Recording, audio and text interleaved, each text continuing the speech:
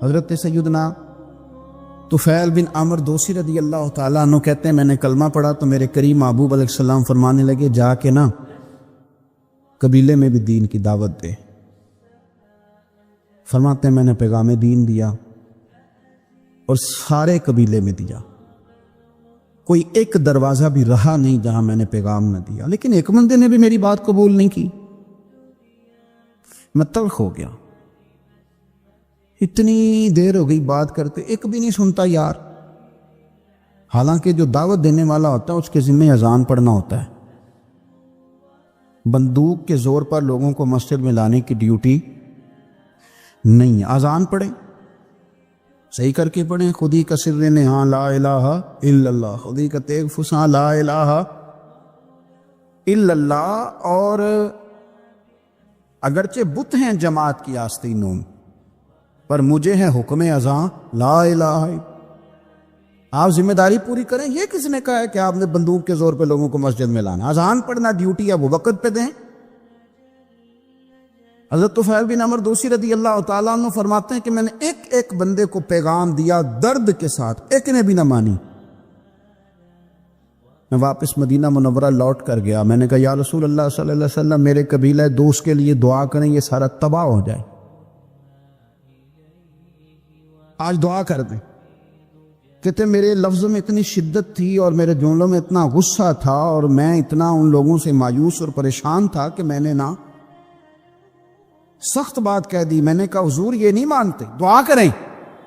وہ کہتے ہیں حضور اٹھے، وضو کیا اور پھر حضور نے مصلی بچھایا اور پھر کعبے کی جانب چہرہ نور کیا، ہاتھ اٹھائے تو لوگ کہنے لگے آج تو قبیلہ دوست والے ہلاک ہو ہی گئے، قربان جائیں۔ حضور نے ہاتھ اٹھا کے دعا کیا کی، کہا اللہ دل جو تیرے قبضہ قدرت میں ہے تو کرم فرمانا، ان کے دلوں کو پھیر دینا دین کی طرف اور میری بارگاہ کی طرف پہنچا دینا دل جو تیرے پاس ہیں، مقلب القلوب ہے نا تو کرم نوازی فرما۔ حضرت سیدنا طفیل بن عمرو دوسی کہتے ہیں حضور نے دعا کر دی، نہ میں بول سکتا تھا نہ کوئی اور، میں قبیلے گیا پر لوگوں قربان جاؤں میں اپنے قبیلے بعد میں پہنچا، حضور کی دعا کا اثر میرے قبیلے پہلے پہنچ گیا، کریم کی دعائیں وہاں پہلے پہنچ گئیں۔ فرماتے ہیں پہلے میں بات کرتا تھا تو کوئی سنتا نہیں تھا، اب میں پہنچا تو اللہ نے ماحول بنا دیا، 1 2 3 4 لوگ نہیں، 70 خاندان 70 گھرانے میرے قبیلے کے کلمہ پڑھ کے مسلمان ہوئے اور رسول کریم کی بارگاہ میں حاضر ہوئے۔ رو کے دیکھ لیا ساری دنیا کے سامنے، کچھ رب کے سامنے رو کے نہ دیکھ لیں؟ اب اسے کہے نا، اب حضور کی بارگاہ میں عرض کر کے نہ دیکھ لے، اب اپنے اللہ کی جانب رجوع نہ کرے۔ دیکھو نا نبی پاک صلی اللہ تعالی علیہ وسلم نے ہمیں فرمایا تمہارے آنسو قدر والے ہیں، رب رسول کی بارگاہ میں بہانا، ان کو ضائع نہ کرنا۔ عزیز بھائیو، یہ آنسو جو اللہ رسول کی بارگاہ کی طرف بہتے ہیں یہ اللہ کی رحمت کو متوجہ کرتے ہیں، یہ مالک کریم کے کرم کو مائل کرتے ہیں۔ ہمارا مسلح آباد ہونا چاہیے۔ وہ مجھے ایک دوست کہنے لگے صرف دعا کرنے سے کیا ہوتا ہے؟ میں نے کہا دعا کرنے سے پہاڑ ہل جاتے ہیں اپنی جگہ سے۔ میرے رسول پاک رات کو دعا کریں تو صبح فاروق اعظم جیسے لوگ آ جاتے ہیں دین اسلام۔ نبی پاک علیہ السلام رات دعا کریں نا، دعا، اور بدر کی رات حضور دعا کریں تو اللہ 7000 فرشتوں کو بھیج دیتا ہے مسلمانوں کی مدد کے لیے۔ صحابہ فرماتے ہیں میدان بدر میں ہم کسی کو قتل کرنا چاہتے تھے لیکن اس کی گردن پہلے سے کٹ کے گر جاتی تھی، فرشتے آئے ہوئے تھے۔ آج ہمارے ساتھ اللہ کی مدد ناراض ہو گئی ہے، ہم سے رب کی مدد ناراض ہے۔ ہماری مجموعی غلطیاں، قومی کوتاہیاں، بددیانتیاں، رشوت خوریاں، ہمارے جھوٹ، ہماری بد اخلاقیاں، مجموعی طور پر سوسائٹی کی مادہ پرستی، اخلاقی رویوں کی گراوٹ، لوٹنا، اپنا حصہ وصول کرنا، جگہ جگہ پہ کمیشن مقرر کرنے، ہر شخص کا ذات کے لیے سوچنا، اللہ کی مدد پھر روٹ جایا کرتی ہے، ناراض ہو جایا کرتی ہے۔ سب سے ضروری کام یہ ہے، سب سے ضروری کام کہ اللہ کی مدد شامل ہو۔ سب سے ایک صحابی تھے، ایک جگہ انہیں شہید کیا جا رہا تھا، تو کافر چاہتے تھے کہ ہم ان کی لاش کو معاذ اللہ ثم معاذ اللہ بے حرمتی کریں۔ انہوں نے عرض کی مالک تو میرا مددگار ہے، اس بیابان جنگل میں میری مدد کرنا۔ شہد کی مکھیاں آ گئیں، ان کے پورے وجود کو چھپا لیا، کوئی چیز قریب آئی نہیں، اور لوگ کہتے مکھی اٹھ کے بیٹھے تو زخمی کر دیتی ہے، لیکن وہ اٹھ کے گئیں تو وجود پہلے سے زیادہ تر و تازہ تھا۔ اللہ نے محفوظ کر لیا وجود ان لوگوں کا، اللہ نے حفاظت فرمائی، اللہ کی مدد شامل تھی، اللہ کی مدد۔ ایٹم بم تم نے بنا لیے، ہتھیار تم نے سجا لیے، دولتیں تم نے جمع کر لی، بڑے بڑے تم نے ادارے قائم کیے، اب ایک کوشش اور بھی کرو، رب رسول کی بارگاہ میں رو تاکہ تمہیں اللہ کی مدد بھی ملے، تمہارے اندر حوصلہ بھی پیدا ہو، تمہارے اندر شعور بھی بلند ہو، اپنی ذات سے اٹھ کر سوچنے کی تمہیں طاقت بھی میسر آئے۔ میرے عزیز، اگر اس کی بارگاہ میں رونا آ جائے نا، اس کی بارگاہ میں اسے منانا آ جائے، تو پھر تو کیفیات ہی کچھ اور ہو جاتی ہیں۔ کتنا کو روئیں بھلا؟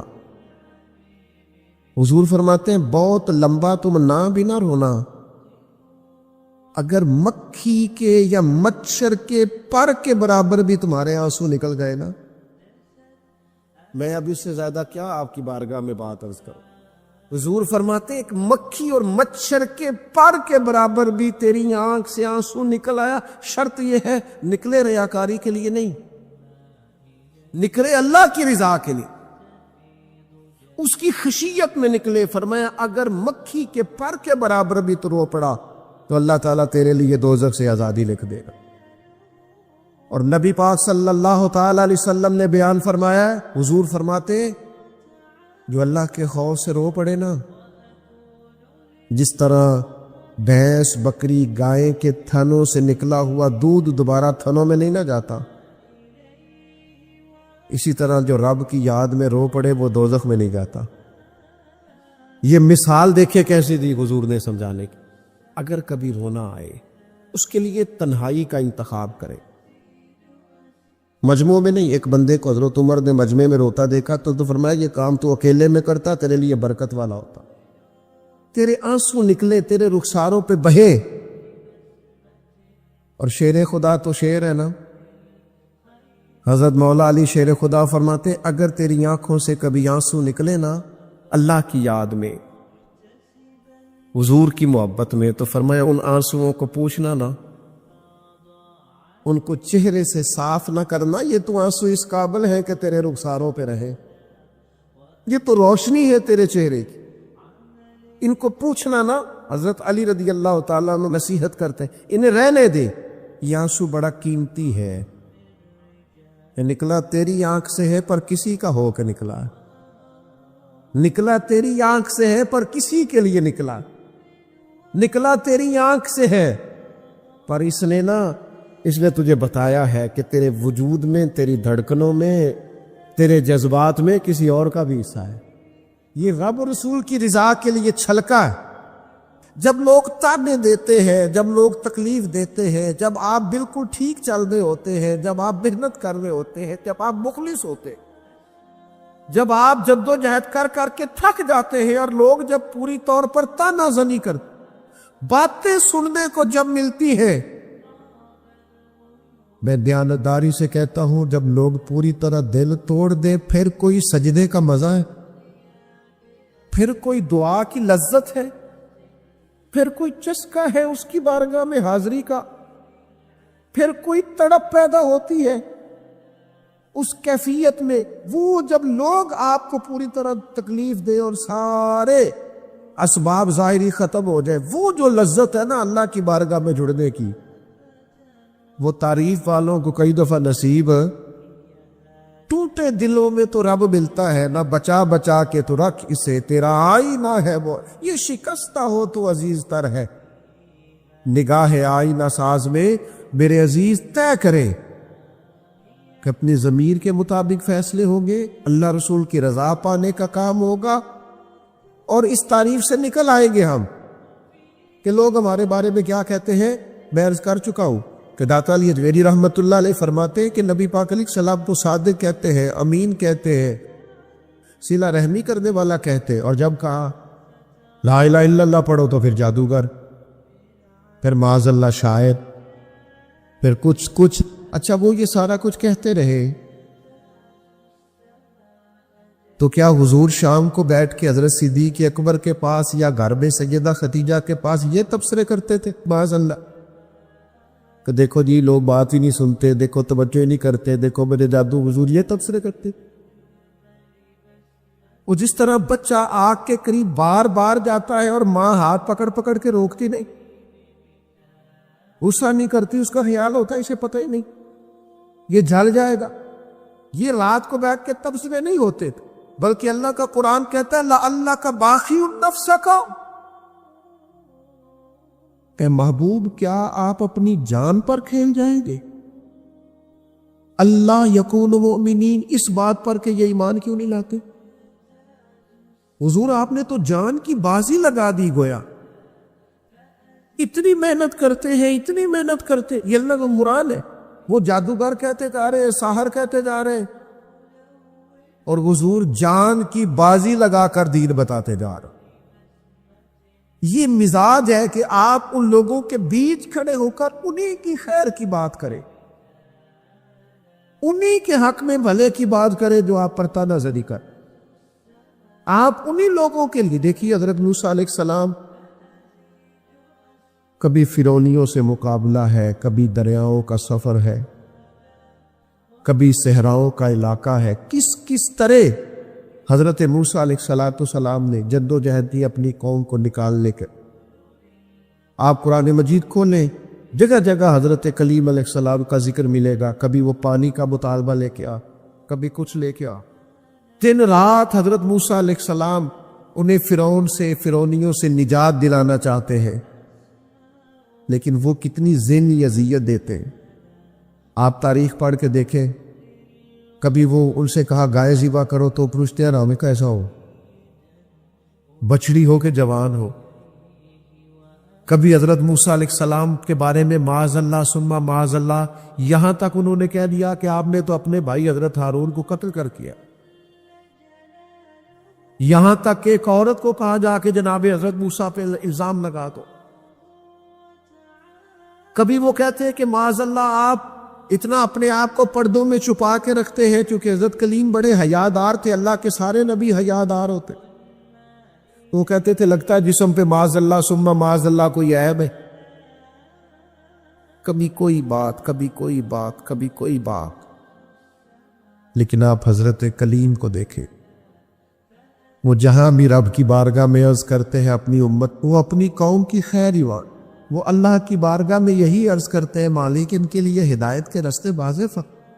یہاں تک ان کی قوم نے کہہ دیا معاذ اللہ، یہ اللہ کا قرآن فرماتا ہے، آپ سورہ آراف پڑھ کے دیکھیے، وہ کہنے لگے اے موسیٰ ہمیں تو آپ سے پہلے بھی آپ کی وجہ سے تکلیف پہنچی، معاذ اللہ آپ کے بعد بھی آپ کی وجہ سے تکلیف پہنچی، وہ آپ کی ولادت کی خبر معروف ہوئی تو فرعون نے ہمارے بچے قتل کرانے شروع کر، تو آپ کے تو آنے سے پہلے ہمیں تکلیفیں پہنچ رہے۔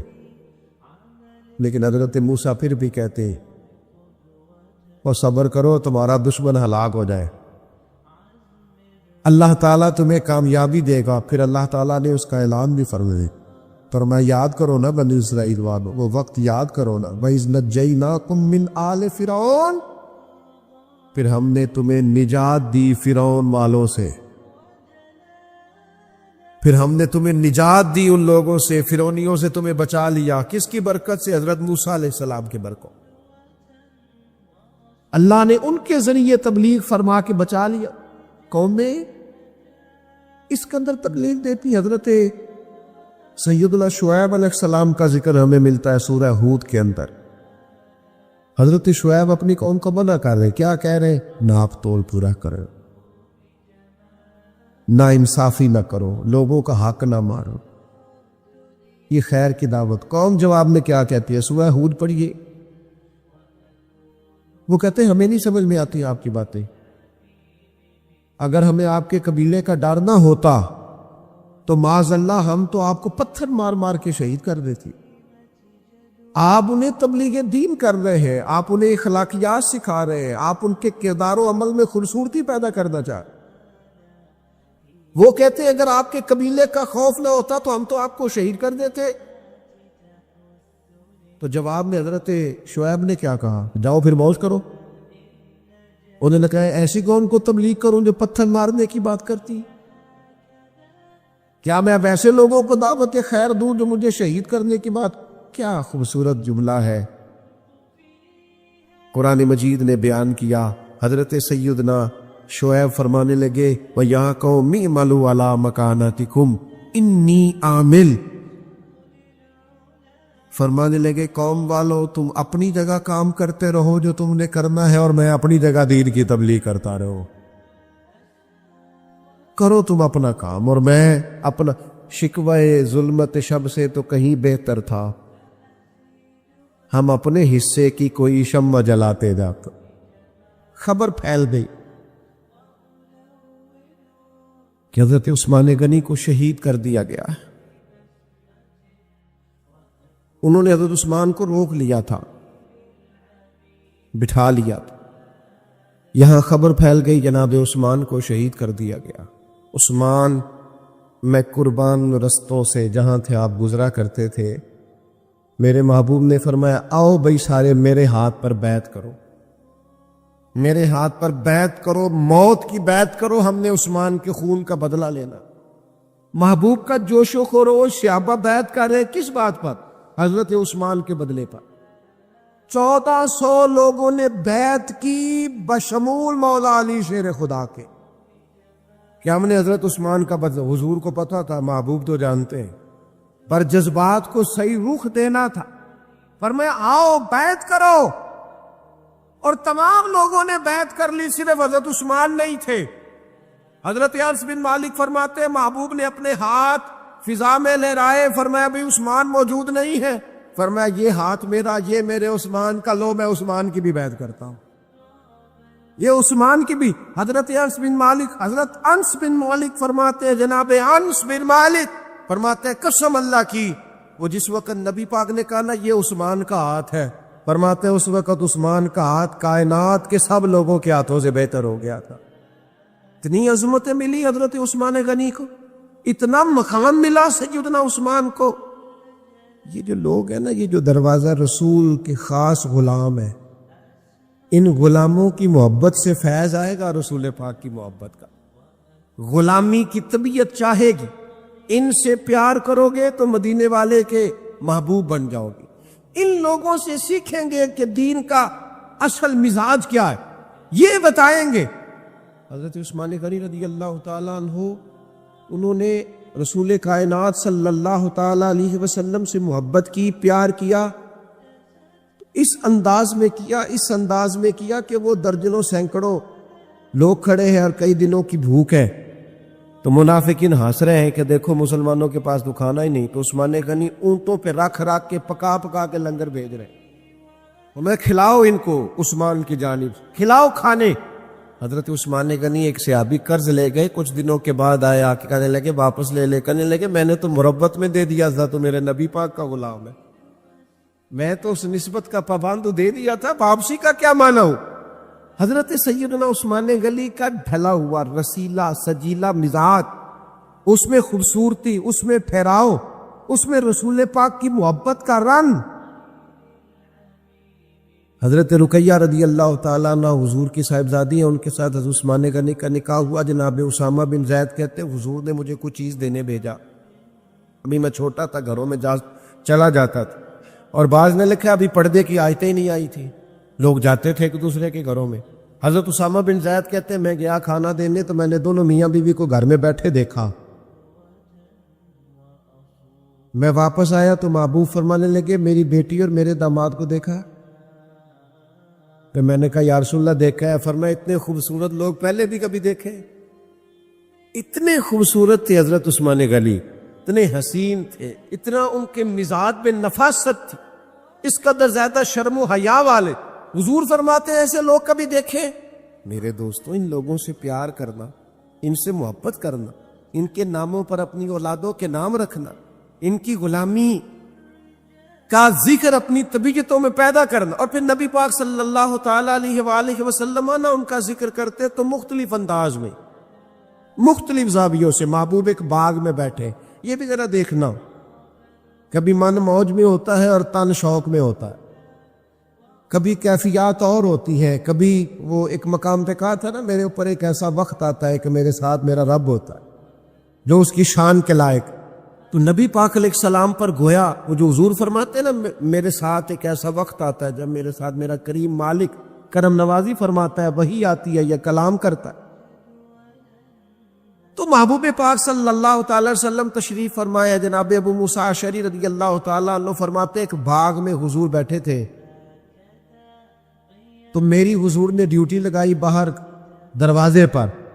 فرماتے باہر کوئی آیا اس باغ کے دروازے پر تو حضور فرمانے لگے جو دروازے پہ آیا اسے اجازت بھی دے دو اور جنت کی بشارت بھی دے دو۔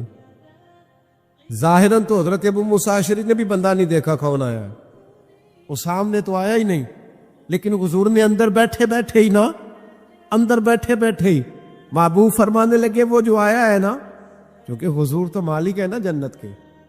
میرے امام فرماتے تجھ سے اور جنت سے کیا مطلب، منکر دور ہو، ہم رسول اللہ کے، جنت رسول اللہ کے۔ حضور اندر بیٹھے، دیکھا ہی نہیں باہر کون ہے، اور فرمانے لگے وہ جو آیا دروازے پہ اسے بتا دو تو جنتی ہے۔ حضرت ابو موسیٰ اشعری کہتے ہیں دروازہ کھولا تو ابو بکر صدیق تھے۔ یہ دیکھو کن کے نام جنت الاٹ ہوتی ہے، اور بار بار انہی کا قرہ نکل آتا ہے، انہی کے تذکرے ہونے لگتے ہیں، انہی کا ذکر۔ سیدنا صدیق اکبر فرماتے ہیں تھوڑی دیر کے بعد پھر کوئی دروازے پہ آیا، حضور فرمانے لگے اسے اجازت بھی دے دو اور جنت کی بشارت بھی دے دو۔ یہ سیاستہ میں حدیث موجود ہے۔ فرماتے ہیں میں جو گیا دروازہ کھولا تو دروازے پہ فاروق اعظم تھے۔ سیدنا ابو موسیٰ اشعری کہتے ہیں دروازے پہ دستک ہوئی تو میرا پھرنا دھیان لبھائے مبارکہ کی طرف ہی تھا، وہ زبان جس کو سب کن کی کنجی کہے، جس کو سب کن کی کنجی کہے، اس کی نافذ حکومت پہ لاکھوں سلام۔ پھر دروازے پہ دستک ہوئی تو کریم فرمانے لگے دروازہ کھولو اور اس بندے سے کہو تم پر آزمائش بھی آئے گی، پر یہ بتا دو تو ہے جنتی، تمہیں آزمائشیں دیکھنی پڑیں گی، تکلیفیں آئیں گی، فتنے آئیں۔ کہتے ہیں میں دروازے پہ گیا تو سیدنا عثمان غنی موجود۔ میرے دوستو، ان لوگوں کے بارے میں کبھی تشکیک کا شکار نہ ہونا، کسی شرارت کرنے والے کی شرارت کے پیچھے نہ چلنا۔ میرے نبی پاک علیہ الصلوۃ والسلام نے تو پہلے خبر دی تھی کہ حضرت عثمان غنی پر فتنے آئیں گے، آزمائشیں آئیں گی، اور صحیح روایت میں موجود ہے خبر دی تھی۔ حضرت عثمان غنی رضی اللہ تعالیٰ عنہ کا تو وہ مقام و مرتبہ ہے، وہ شان ہے کہ ان کی شہادت کی خبر بھی رسول پاک نے دے دی۔ فرمایا یہ شہید ہوگا عثمان، شہادت تک کی خبر۔ حضور کو پیار ہے نا سیدنا عثمان۔ نبی پاک صلی اللہ تعالی علیہ وآلہ وسلم احد پہاڑ پہ گئے تو احد پہاڑ کانپنے لگا۔ کون تھا حضور کے ساتھ؟ حضرت صدیق اکبر تھے، سیدنا فاروق اعظم تھے، اور حضرت عثمان غنی تھے۔ احد پہاڑ کانپنے لگا۔ ویسے ہمارے بزرگ فرماتے ہیں کانپ نہیں رہا تھا، اسے پتا چلا محبوب آیا تو وجد کر رہا تھا، وہ نہ ذرا وجد کر رہا تھا، سرور میں آ گیا، وہ کانپنے لگا۔ محدثین نے لکھا ہے کانپنے لگا، اس میں حرکت آئی، اور جب وہ حرکت کر رہا تھا، کانپ رہا تھا، وجد کر رہا تھا، تو حضور پتہ کیا فرماتے ہیں احد سے؟ یہ باتیں ہم سنتے ہیں، کبھی ان کا مزہ تو لے کے دیکھو، پھر غور کرو۔ حضور ہے پہاڑ پہ، حضرت عمر ہے، سیدنا ابو بکر ہے، حضرت عثمان ہے، حضور پہاڑ پہ ہے، پہاڑ کانپا ہے، وجد کیا ہے، حرکت کی ہے۔ حضور پتہ کیا فرماتے ہیں؟ فرماتے ہیں احد ٹھہر جا، تیرے اوپر ایک نبی ہے، ایک صدیق ہے، 2 شہید ہیں۔ اور تو دیکھ تو صحیح، مقام دیکھ، اعزاز دیکھ، احترام دیکھ، تیرے اوپر ایک نبی ہے، ایک صدیق ہے، اور 2 شہید ہیں. دنیا میں بڑے شہید ہوئے، پر اس شہید کا مرتبہ بھی جانتے ہو جسے حضور نے شہید کہا؟ ایک تو یہ ہے نا پراپوگنڈے پر لوگ بڑے لوگوں کو شہید کہتے ہیں، اور جنہیں حضور کی زبان اطہر شہید کہے، نبی پاک جنہیں شہید کہے. رسول پاک علیہ السلام نے فرمایا 2 شہید ہیں. تو 2 شہید کون تھے؟ ایک حضرت عمر فاروق، ایک حضرت عثمان غنی. اور پھر نبی پاک نے میری شہادت کی خبر نہیں دی، حضور نے یہ بھی بتایا ان کا مقام کیا ہوگا، ان کو ملے گا کیا. اللہ کے حبیب صلی اللہ تعالی علیہ وسلم فرمانے لگے ایک تو شہادت ہے، اور شہید کو جنتی اور صحابی ویسے ہی جنتی، اور پھر عشرہ مبشرہ، اور پھر خلفائے راشدین، اور پھر سیدنا عثمان غنی، اور پھر شہادت کا اعزاز. یہ ساری نسبتیں تو اپنی جگہ، لیکن رسول کریم صلی اللہ تعالی علیہ وسلم ارشاد فرمانے لگے ہر نبی کا کوئی نہ کوئی رفیق ہوتا ہے، اور فرمایا میرا رفیق عثمان غنی ہے، وہ بھی جنت میں. یہ جنت میں میرے رفیق ہوں گے، میرے ساتھ ہوں گے سیدنا عثمان غنی رضی اللہ تعالیٰ عنہ. رسول اللہ صلی اللہ علیہ وسلم نے ان کی عظمتوں کو بیان کیا. ان کا جو حضور کے ساتھ غلامی کا رشتہ ہے، جو نبی پاک علیہ السلام کے ساتھ وفا کا رشتہ ہے، ہر مقام پر ہر موقع پر جس طرح سیدنا عثمان غنی اپنی خدمات لے کے حاضر ہیں، پیش ہیں، ہر جگہ موجود ہیں، حضور کا ان پر اعتماد ہے. بہت گہری محبت ہونی چاہیے امت کو حضرت عثمان غنی سے، بہت زیادہ وارفتگی اور شوق ہمارے دل میں ہونا چاہیے سیدنا عثمان غنی کا. اور اس قدر احترام سے ہمیں لوگوں کے تذکار اپنی اگلی نسل تک منتقل کرنے چاہیے کہ وہ لوگ ان کی دیکھیں نا. آج سب سے بڑا مسئلہ نوجوان نسل میں کیا ہے؟ جو چیز ہمیں سب سے زیادہ اپنے بچوں میں پیدا کرنے کی ضرورت ہے وہ شرم و حیا ہے، وہ سنجیدگی ہے، وہ معاملہ فہمی ہے، وزاداری ہے، وہ وقار ہے، وہ متانت ہے، سنجیدگی ہے. ہماری آنے والی نسل ان خوبیوں کا شکار ہو جائے. تو میں سمجھتا ہوں کہ جو لوگ اپنی آنے والی نسل میں وقار پیدا کرنا چاہیں، سنجیدگی پیدا کرنا چاہیں، ان کے اندر وہ وزاداری لانا چاہیں، شرم و حیا لانا چاہیں، سب سے زیادہ ضروری ہے کہ حضرت عثمان غنی کی سیرت انہیں سکھائیں. یہاں لوگوں کے پاس پیسہ آتا ہے تو پیسہ بڑا بندے کو بااعتماد کر دیتا ہے، تو بہت سارے لوگ پھر وہ بڑی عجیب و غریب معاملات میں نہیں چلے جاتے. اللہ ماشاءاللہ چلے، سب کی بات نہیں کرتا، ڈھیر سارا طبقہ دولت کے نام پر مختلف قسم کی معاذ اللہ عیاشیوں میں لوگ مبتلا ہو جاتے. حضرت عثمان غنی کو اللہ نے اتنا مال عطا فرمایا، لیکن پھر بھی جھکی ہوئی نظریں، پھر بھی پیکرے شرم و حیا، پھر بھی وہ اپنے گھر کے اندر غسل کر رہے ہیں تو پھر بھی تہمت باندھ کے غسل کر رہے ہیں. فرماتے مجھے اپنی آنکھوں سے بھی حیا آتی، میں کوئی ایسا کام نہیں کرنا چاہتا جو حیا کے معنی ہو. ان کے مزاج کے اندر ایسی حیا تھی کہ ان کا کردار حیا بانٹتا تھا.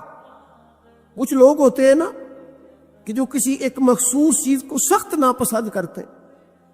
حضرت عثمان غنی رضی اللہ تعالیٰ عنہ انتہائی وزادار شرم. آج میری سوسائٹی میں زو مانا باتیں پھیلائی گئی، غلط باتیں کی جاتی، ایسی باتیں، اور ایسے لوگ اس سطح پر اتر کر باتیں کرتے ہیں جن کے منہ سے اچھی بھی نہیں لگتی کہ یار آپ اپنی وزاداری دیکھیں، آپ نے کتنی کمزور بات کر. بچوں کے بیچ بیٹھ کر، دوستوں کے بیچ بیٹھ کر آپ نے اتنی چھوٹی بات کر دی. آپ نے صرف 2 لمحوں کے لیے لوگوں کو ہنسانا تھا، لیکن آپ نے حیا کا خیال نہیں رکھا. آپ کے جو من میں آیا آپ نے کہہ دیا. ہر بات کو سنانے کی ہوتی ہے، ہر بات پہ. حضرت علی شیر خدا فرماتے میں نے ایک مخصوص مسئلہ حضور سے پوچھنا تھا، لیکن مجھے اتنی حیا آتی تھی میں کئی ہفتے کئی مہینے پوچھ نہیں سکا، حالانکہ بات شریعت کی پوچھنی تھی. فرماتے پھر کوئی شخص آیا، اس نے وہ بات پوچھی تو میرا بھی مسئلہ حل ہو گیا. مزاج میں جب شرم و حیا ہوتی ہے، اور فرمایا جب بندہ بے حیا ہو جائے پھر جو مرضی کرے، پھر تو لوگ باپ کو مذاق کرتے ہیں، پھر تو اپنے بزرگوں کو مذاق کرتے ہیں. لہجوں کا سنجیدہ ہونا، متانت، وزاداری، وقار، ہر جگہ ہر بات نہیں کی جا سکتی. لہذا انسان کو اپنی ہر حیثیت کا خیال ہونا چاہیے. حضرت عثمان غنی کے مزاج کے اندر جو حیا کوٹ کوٹ کے بھری ہوئی تھی. نبی پاک علیہ السلام آرام فرمایا, بڑی معروف روایت ہے, اور تھوڑی سی پنڈلی مبارک سے چادر مبارک ہٹی ہوئی ہے. حضرت ابو بکر آئے, حضور لیٹے رہے, عمر آئے, لیٹے رہے. سیدہ عائشہ کہتی ہیں عثمان غنی آئے. اچھا ایک بات یہاں, حضرت عمر مزاج کی جلالی ہے, جناب عثمان تو ٹھنڈی طبیعت کے آگے, لیکن ان کے مزاج کے اندر وہ جو ایک الگ وزاداری ہے, ان کے مزاج کے اندر وہ جو اس معاملے کے اندر بہت زیادہ سنجیدگی ہے. دروازے پہ تو کوئی کون ہے دروازے پہ؟ حضور میں عثمان غنی. فرمایا ذرا رکو. سیدہ کہتی ہیں حضور اٹھ کے بیٹھے. اللہ کرے آپ سمجھیں, یہ حضور کی شفقت ہے غلام کے لیے, یہ محبوب کی. اور چھوٹے تو خیال رکھتے ہی ہیں بڑوں کی, یہ پسند ہے یہ پسند ہے, لیکن اگر محبوب کریم اتنا کرم کرے, اپنے غلام کی چاہت کا خیال کرے, تو پھر بات بھی دیکھیں اور پھر اس غلام کی شان بھی دیکھیں. نبی کریم صلی اللہ تعالی وسلم نے فرمایا ذرا رکو. حضرت عثمان غنی رک گئے, محبوب اٹھے, پہلے اپنی چادر مبارک کو ٹھیک کیا, اور پھر حضور نے فرمایا اب آ جاؤ. بات چیت ہوئی, سیدنا عثمان تشریف لے گئے, باقی بھی چلے گئے. تو سیدہ عائشہ صدیقہ کہتی میں نے عرض کی حضور ابو بکر صدیق بھی آئے, فاروق اعظم بھی آئے, اور عثمان غنی. یا رسول اللہ آپ نے کہا رکو, اور رکے, پھر آپ نے اپنی تہمت کو سمیٹا, تو کریم نے کیا فرمایا؟ حضور فرمانے لگے عائشہ جس سے فرشتے بھی حیا کرے. اوئے ہوئے, فرمایا جس سے فرشتے بھی حیا کرے, میں نہ اس سے حیا کروں. فرشتے عثمان غنی سے حیا کرے, فرشتے. سیدنا عثمان غنی سے تو فرشتے حیا کرے, حضور حیا کرے, پھر وہ بڑا بے حیا نہیں جو عثمان غنی کا حیا نہ کرے, بڑا بے حیا ہے جو سیدنا عثمان کا حیا نہ کرے. حضرت عثمان غنی کے بارے میں حضور نے فرمایا ان سے تو فرشتے بھی حیا کر کے. حدیث پاک سنی, حضرت ابو امامہ بن سہل بن حنیف رضی اللہ تعالیٰ عنہ حدیث کے راوی ہیں. اس حدیث کو امام نسائی رحمۃ اللہ تعالیٰ علیہ نے نقل کیا ہے. ارشاد فرماتے ہیں کہ اطراف مدینہ کے گاؤں میں سے ایک عورت بیمار ہو گئی. مدینہ کے ارد گرد گاؤں تھے, ان میں سے ایک عورت بیمار ہو گئی, بڑی مفلس تھی, غریب عورت تھی. نبی پاک صلی اللہ علیہ وسلم نہ اکثر اس کے بارے میں دریافت کرتے کہ بتاؤ اس بوڑھی اماں کا کیا حال ہے. ہمارے ہاں بھی خبریں آتی ہیں اخباروں میں, پوچھا جاتا ہے, لیکن کب؟ جب کسی بڑے آدمی کو کھانسی بھی لگ جائے, فلاں صاحب کو زکام ہو گیا اور ان کو فوری طور پر فلاں جگہ منتقل کر دیا گیا, اور سیاسی اور سماجی سرگرمیاں انہوں نے معطل کر دی, تو یہ خبر سب جگہ بریک ہوتی, اس کو فوری طور پر آگے بڑھانے کی کوشش کی جاتی. ایک غریب عورت ہے, مجبور ہے, اور مدینے کے نہیں, مدینے کے اطراف میں جو گاؤں ہیں ان گاؤں کے رہنے والی ہے, اور اس کے نصیب دیکھو, اس کا مقدر دیکھو. ہر جگہ مدینے والے محبوب کے تذکرے. وہ کتنی نصیبوں والی عورت ہے جس کے بارے میں حضور کئی دفعہ پوچھتے کہ اس بیمار کا حال بتاؤ. بظاہر اس کا کوئی سیاسی, سماجی, مالی قد کاٹ نہیں, لیکن یوں لگتا ہے کہ اس کا قد حضور کی تیمارداری کی برکت سے, جب نبی پاک نے اس کا پوچھا ہوگا تو یوں لگتا ہے اس کا قد آسمانوں کے برابر چلا ہو گیا, آسمانوں کے برابر چلا گیا ہوگا. رسول کریم علیہ السلام بار بار پوچھتے, اور جب اس کے زیادہ بیمار ہونے کی خبر آئی تو حضور نے فرمایا اگر وصال ہو گیا تو مجھے خبر کرنا. صحابہ کرام فرماتے ہیں رات کو وصال ہوا, رات کے وقت ہی غسل کفن کر کے اسے مدینہ شریف لایا گیا, لیکن جب معلومات کی گئی تو حضور بظاہر آرام فرمائے, حضور آرام کر رہے ہیں. صحابہ نے مناسب نہیں سمجھا کہ نبی پاک علیہ السلام کو تکلیف دی جائے, سرور کائنات صلی اللہ علیہ وسلم کو جگانا مناسب نہ سمجھا. لوگوں نے نماز جنازہ پڑھا, اس کو دفن کر دیا. حضور نے صبح پوچھا مجھے خبر کیوں نہیں دی؟ بڑے جنازے ہو کے گزر گئے, بڑے لوگ تھے جو چلے گئے, لیکن یہ کتنی نصیبوں والی ہے کہ حضور نے فرمایا مجھے بتایا کیوں نہیں؟ اب مجھے بتاؤ. او یارو ذرا غور کرنا, ساری دنیا گنبد خضرا پر, ساری دنیا حضور کی بارگاہ میں سلامی دینے, اور میرے نبی کریم صلی اللہ علیہ وسلم نے کیا فرمایا؟ فرمایا مجھے بتاتے نہیں اس کی قبر کہاں ہے. یعنی حضور قبر کا پتہ پوچھے؟ محبوب حضور تو ویسے کسی جگہ قریب سے گزر جائے نا تو اعلیٰ حضرت فاضل بریلوی فرماتے ہیں وہ جس سمت آ گئے ہیں کوچے بسا دیے ہیں، وہ تو علاقہ ویسے ہی مہک جاتا ہے، بس جاتا ہے۔ حضور قبر کہاں ہے؟ اس کا کوئی سیاسی قد کاٹ ہے؟ یہ کوئی بہت بڑے قبیلے کی ہے؟ حضور نے فرمایا دیکھو غریبی کو اعزاز اس طرح دینا، غریبی کے ساتھ رویہ یہ میرا اسوہ حسنہ ہے، اس طرح غریبوں کے ساتھ سلوک کرنا، پھر غریب مایوس نہیں ہوں گے، پھر غریب خودکشیاں نہیں کریں گے، پھر غریب اپنے آپ کو معاشرے سے کٹا ہوا محسوس۔ کہاں ہے اس کی قبر؟ یا رسول اللہ اس قبرستان میں یہ قبر ہے، یہ میرے نبی پاک کا اعزاز ہے، یہ حضور کا اعزاز ہے۔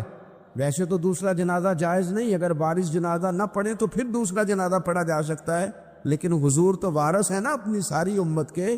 تو نبی پاک قبر پہ کھڑے ہوئے، فرمایا بناؤ صفے، میں دوبارہ جنازہ پڑھانا چاہتا۔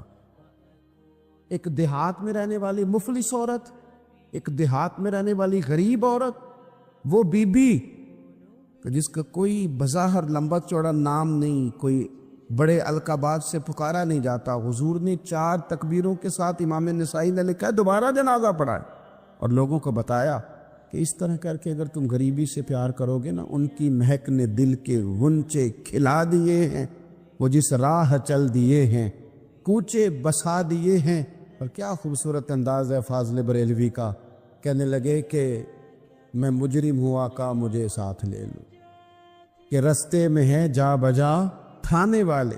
حضور آپ مہربانی کریں، ایک دفعہ تشریف لائیں، ایک دفعہ تشریف لائیں، میرا بازو پکڑ کے مجھے گزار دیں۔ وہ کتنی نصیبوں والی ہے کہ بن بلائے ہی محبوب اس کی قبر پہ پہنچ گئے ہیں۔ آپ جب تھوڑا تھوڑا نا، زیادہ نہیں تو اپنے ملازمین کے ساتھ ہی، زیادہ نہیں تو جو آپ کے تحت لوگ ہیں ان کے ساتھ ہی ہمارا رویہ ٹھیک ہو جائے۔ ایک صحابی نے ایک دفعہ پوچھ لیا کہ یا رسول اللہ صلی اللہ علیہ وسلم میرا ملازم بڑی ہی غلطیاں کرتا ہے، میرا غلام بڑی غلطیاں کرتا ہے، تو کتنی کو دفعہ معاف کروں؟ کتنی کو غلطیاں ایک دن میں کو کر سکتا ہے؟ 2 دفعہ کر لے گا، 3 دفعہ بھول جائے گا۔ سوال پوچھا نا کہ یا رسول اللہ صلی اللہ علیہ وسلم میرا غلام بڑی غلطیاں کرتا ہے تو کتنی دفعہ معاف کروں؟ نبی پاک علیہ السلام نے فرمایا اگر تو نے گنتی کر کے گویا پوچھا ہے تو چلو تجھے اسی طرح ہی بتا دیتے۔ حضور کتنی دفعہ معاف کروں؟ فرمایا چل ایک دن میں 70 بار تو معاف کیا ہی کر لوں۔ حالانکہ 70 غلطیوں کو دل میں نہیں کر سکتا، کر نہیں سکتا، اس نے شمار کر آخر کتنی کو دفعہ معاف کروں؟ نبی پاک صلی اللہ علیہ وسلم یہ فرمایا 70 دفعہ تو معاف کر ہی دیا کر۔ 70۔ حضرت ابو مسعود رضی اللہ تعالیٰ عنہ فرماتے مجھے کسی بات پہ غصہ تھا اور میں اپنے غلام کو مار رہا تھا، پیٹ رہا تھا، اور بار بار میں اس پر سختی کر رہا تھا۔ دور سے حضور نے دیکھا اور آوازیں دی، قریب جب حضور پہنچ گئے تو نبی پاک علیہ الصلوۃ والسلام نے ایک جملہ کہا، فرماتے ہیں پھر دوبارہ میں نے کبھی اپنے غلام پہ ہاتھ نہیں اٹھایا۔ اللہ کے رسول فرمانے لگے جتنا تجھے اس پر اختیار ہے نا، میرے رب کو اس سے کئی گنا بڑھ کے تیرے اوپر اختیار۔ اگر آج اللہ تعالیٰ نے یہ تقسیم کر دی ہے کہ کسی کو تمہارا ملازم بنا دیا ہے، کسی کو تمہارے ماتحت کر دیا، تو اس کا معنی یہ تو نہیں کہ تم اب اس سے پیار کرنا چھوڑ دو، اس پر شفقت کرنا چھوڑ دو۔ رسول کریم صلی اللہ تعالیٰ علیہ وآلہ وسلم نے ارشاد فرمایا کہ جتنا اختیار تمہیں اس پر ہے نا، اس سے کہیں بڑھ کر، اس سے کہیں بڑھ کر اللہ تعالیٰ کو تم پر اختیار ہے۔ مالدار لوگ توجہ کریں میری بات پر، غور کریں۔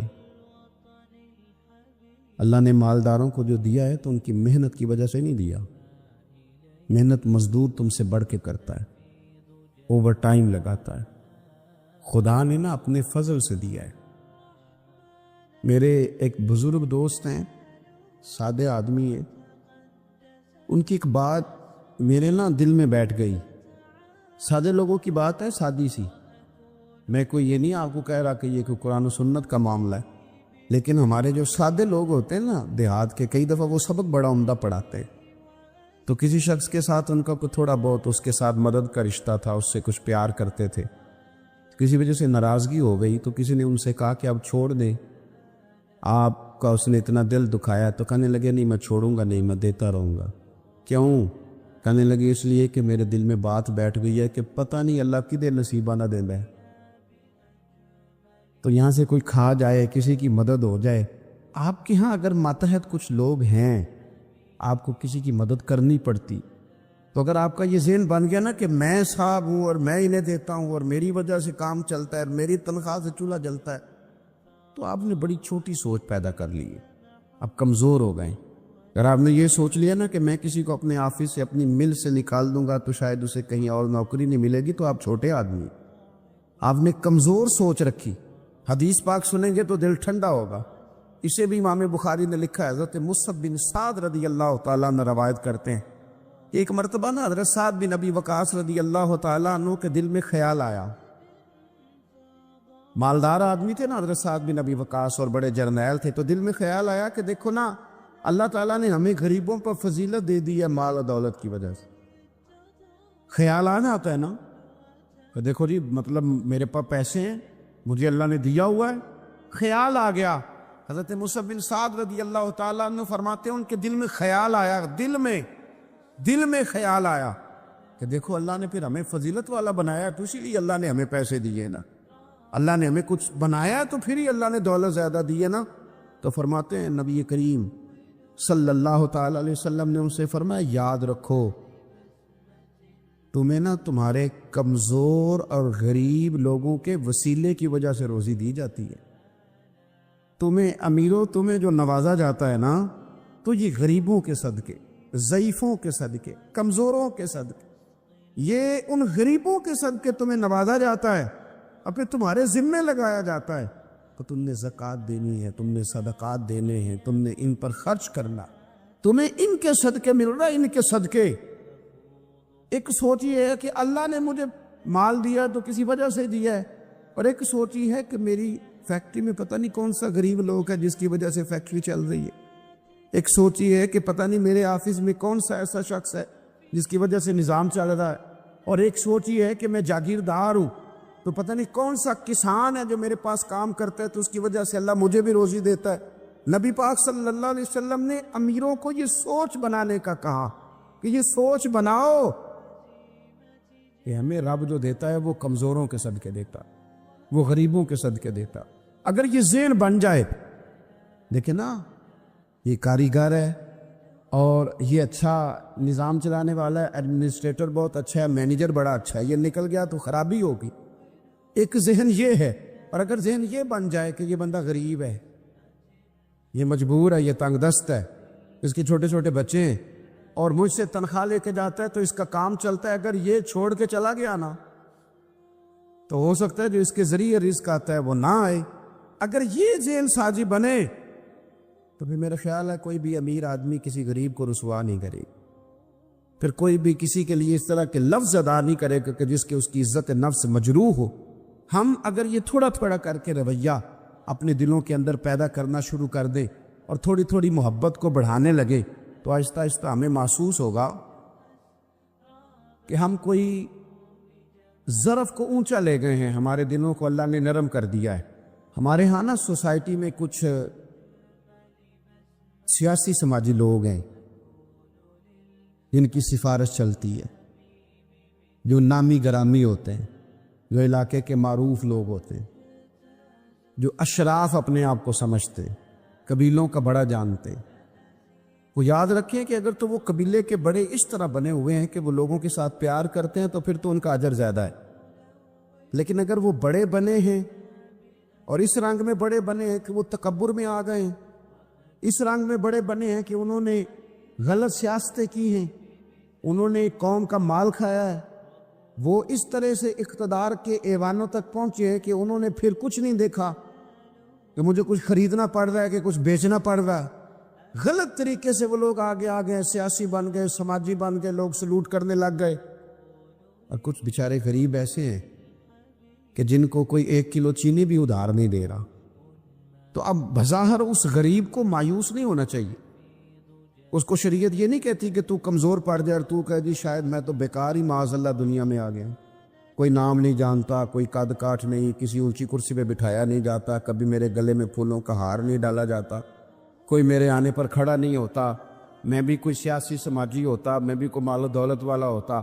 یہ سٹیٹس کی کمزوری بعض غریب لوگوں کو کمزور کر دیتی، ذہنی طور پر پریشان رہنے لگتے. اور کچھ لوگ ہمارے ہاں یہ زیادتی بھی کرتے ہیں، وہ کہتے ہیں سارا پنڈ مار جائے، ماڑے دے بچے دے چودھری نہیں نہ بننا.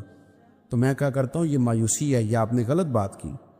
یہ تو اللہ کے نظام قدرت میں بات ہے، رب جب چاہے جس کو چاہے جہاں چاہے اپنے فضل سے پہنچا دے.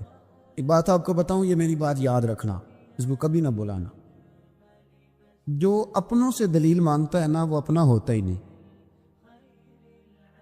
اپنوں سے دلیل مانگ لی اس نے، بغیر دلیل کے، بغیر حیل و حجت کے. یہ ایک بات ہے، میں اس کو سمجھاؤں گا نہیں، نہ کھولوں گا، بس کہہ کے گزر جاؤں گا. اس کو سمجھ لیں اگر آپ کی سمجھ میں آئے تو. جس نے اپنوں سے دلیل مانگی نا، جس نے وضاحت مانگی، جس نے ثبوت مانگا، وہ اپنا تھا ہی نہیں. وہ کیا ضرورت پڑی تھی کہ وہ دلیل مانگتا، وضاحت پوچھتا. حضرت نجم الدین کبریٰ رحمۃ اللہ علیہ کے مرید تھے حضرت امام فخر الدین رازی. اتنے بڑے امام ہو کے ایک فقیر کے غلام تھے. تو فرماتے ہیں آخری وقت آیا تو شیطان آ گیا. میں اس کو کہتا تھا رب ہے، تو شیطان بھی تو بڑا عالم ہے نا، تو وہ دلیل توڑ دیتا تھا. فرماتے میں نے 360 دلیلیں دی، اس نے ساری توڑ دی. تو پھر میں نے اپنی شیخ کی طرف توجہ کی، میں نے کہا حضور کو نظر کرم فرمائے. تو شیخ نجم الدین کبریٰ فرمانے لگے اس بے ایمان کو کہہ دے میں اپنے رب کو بغیر کسی دلیل کے رب مانتا ہوں، دلیل کی ضرورت ہی نہیں، بس میرا رب ہے تو رب ہے، ختم ہو گئی بات. نبی رحمت علیہ السلام فرمانے لگے میں نے جس کے سامنے بھی دلیل پیش کیا اس نے دلیل مانگی. فرمایا یہ واحد میرا ابو بکر صدیق ہے. میں نے اسے کہا ہے کلمہ پڑھ لو، اس نے دلیل مانگی نہیں، فوراً ہی کلمہ پڑھ کے مسلمان ہو گیا. کوئی دلیل نہیں، کوئی معجزہ نہیں، کوئی طلب نہیں، کوئی شے نہیں.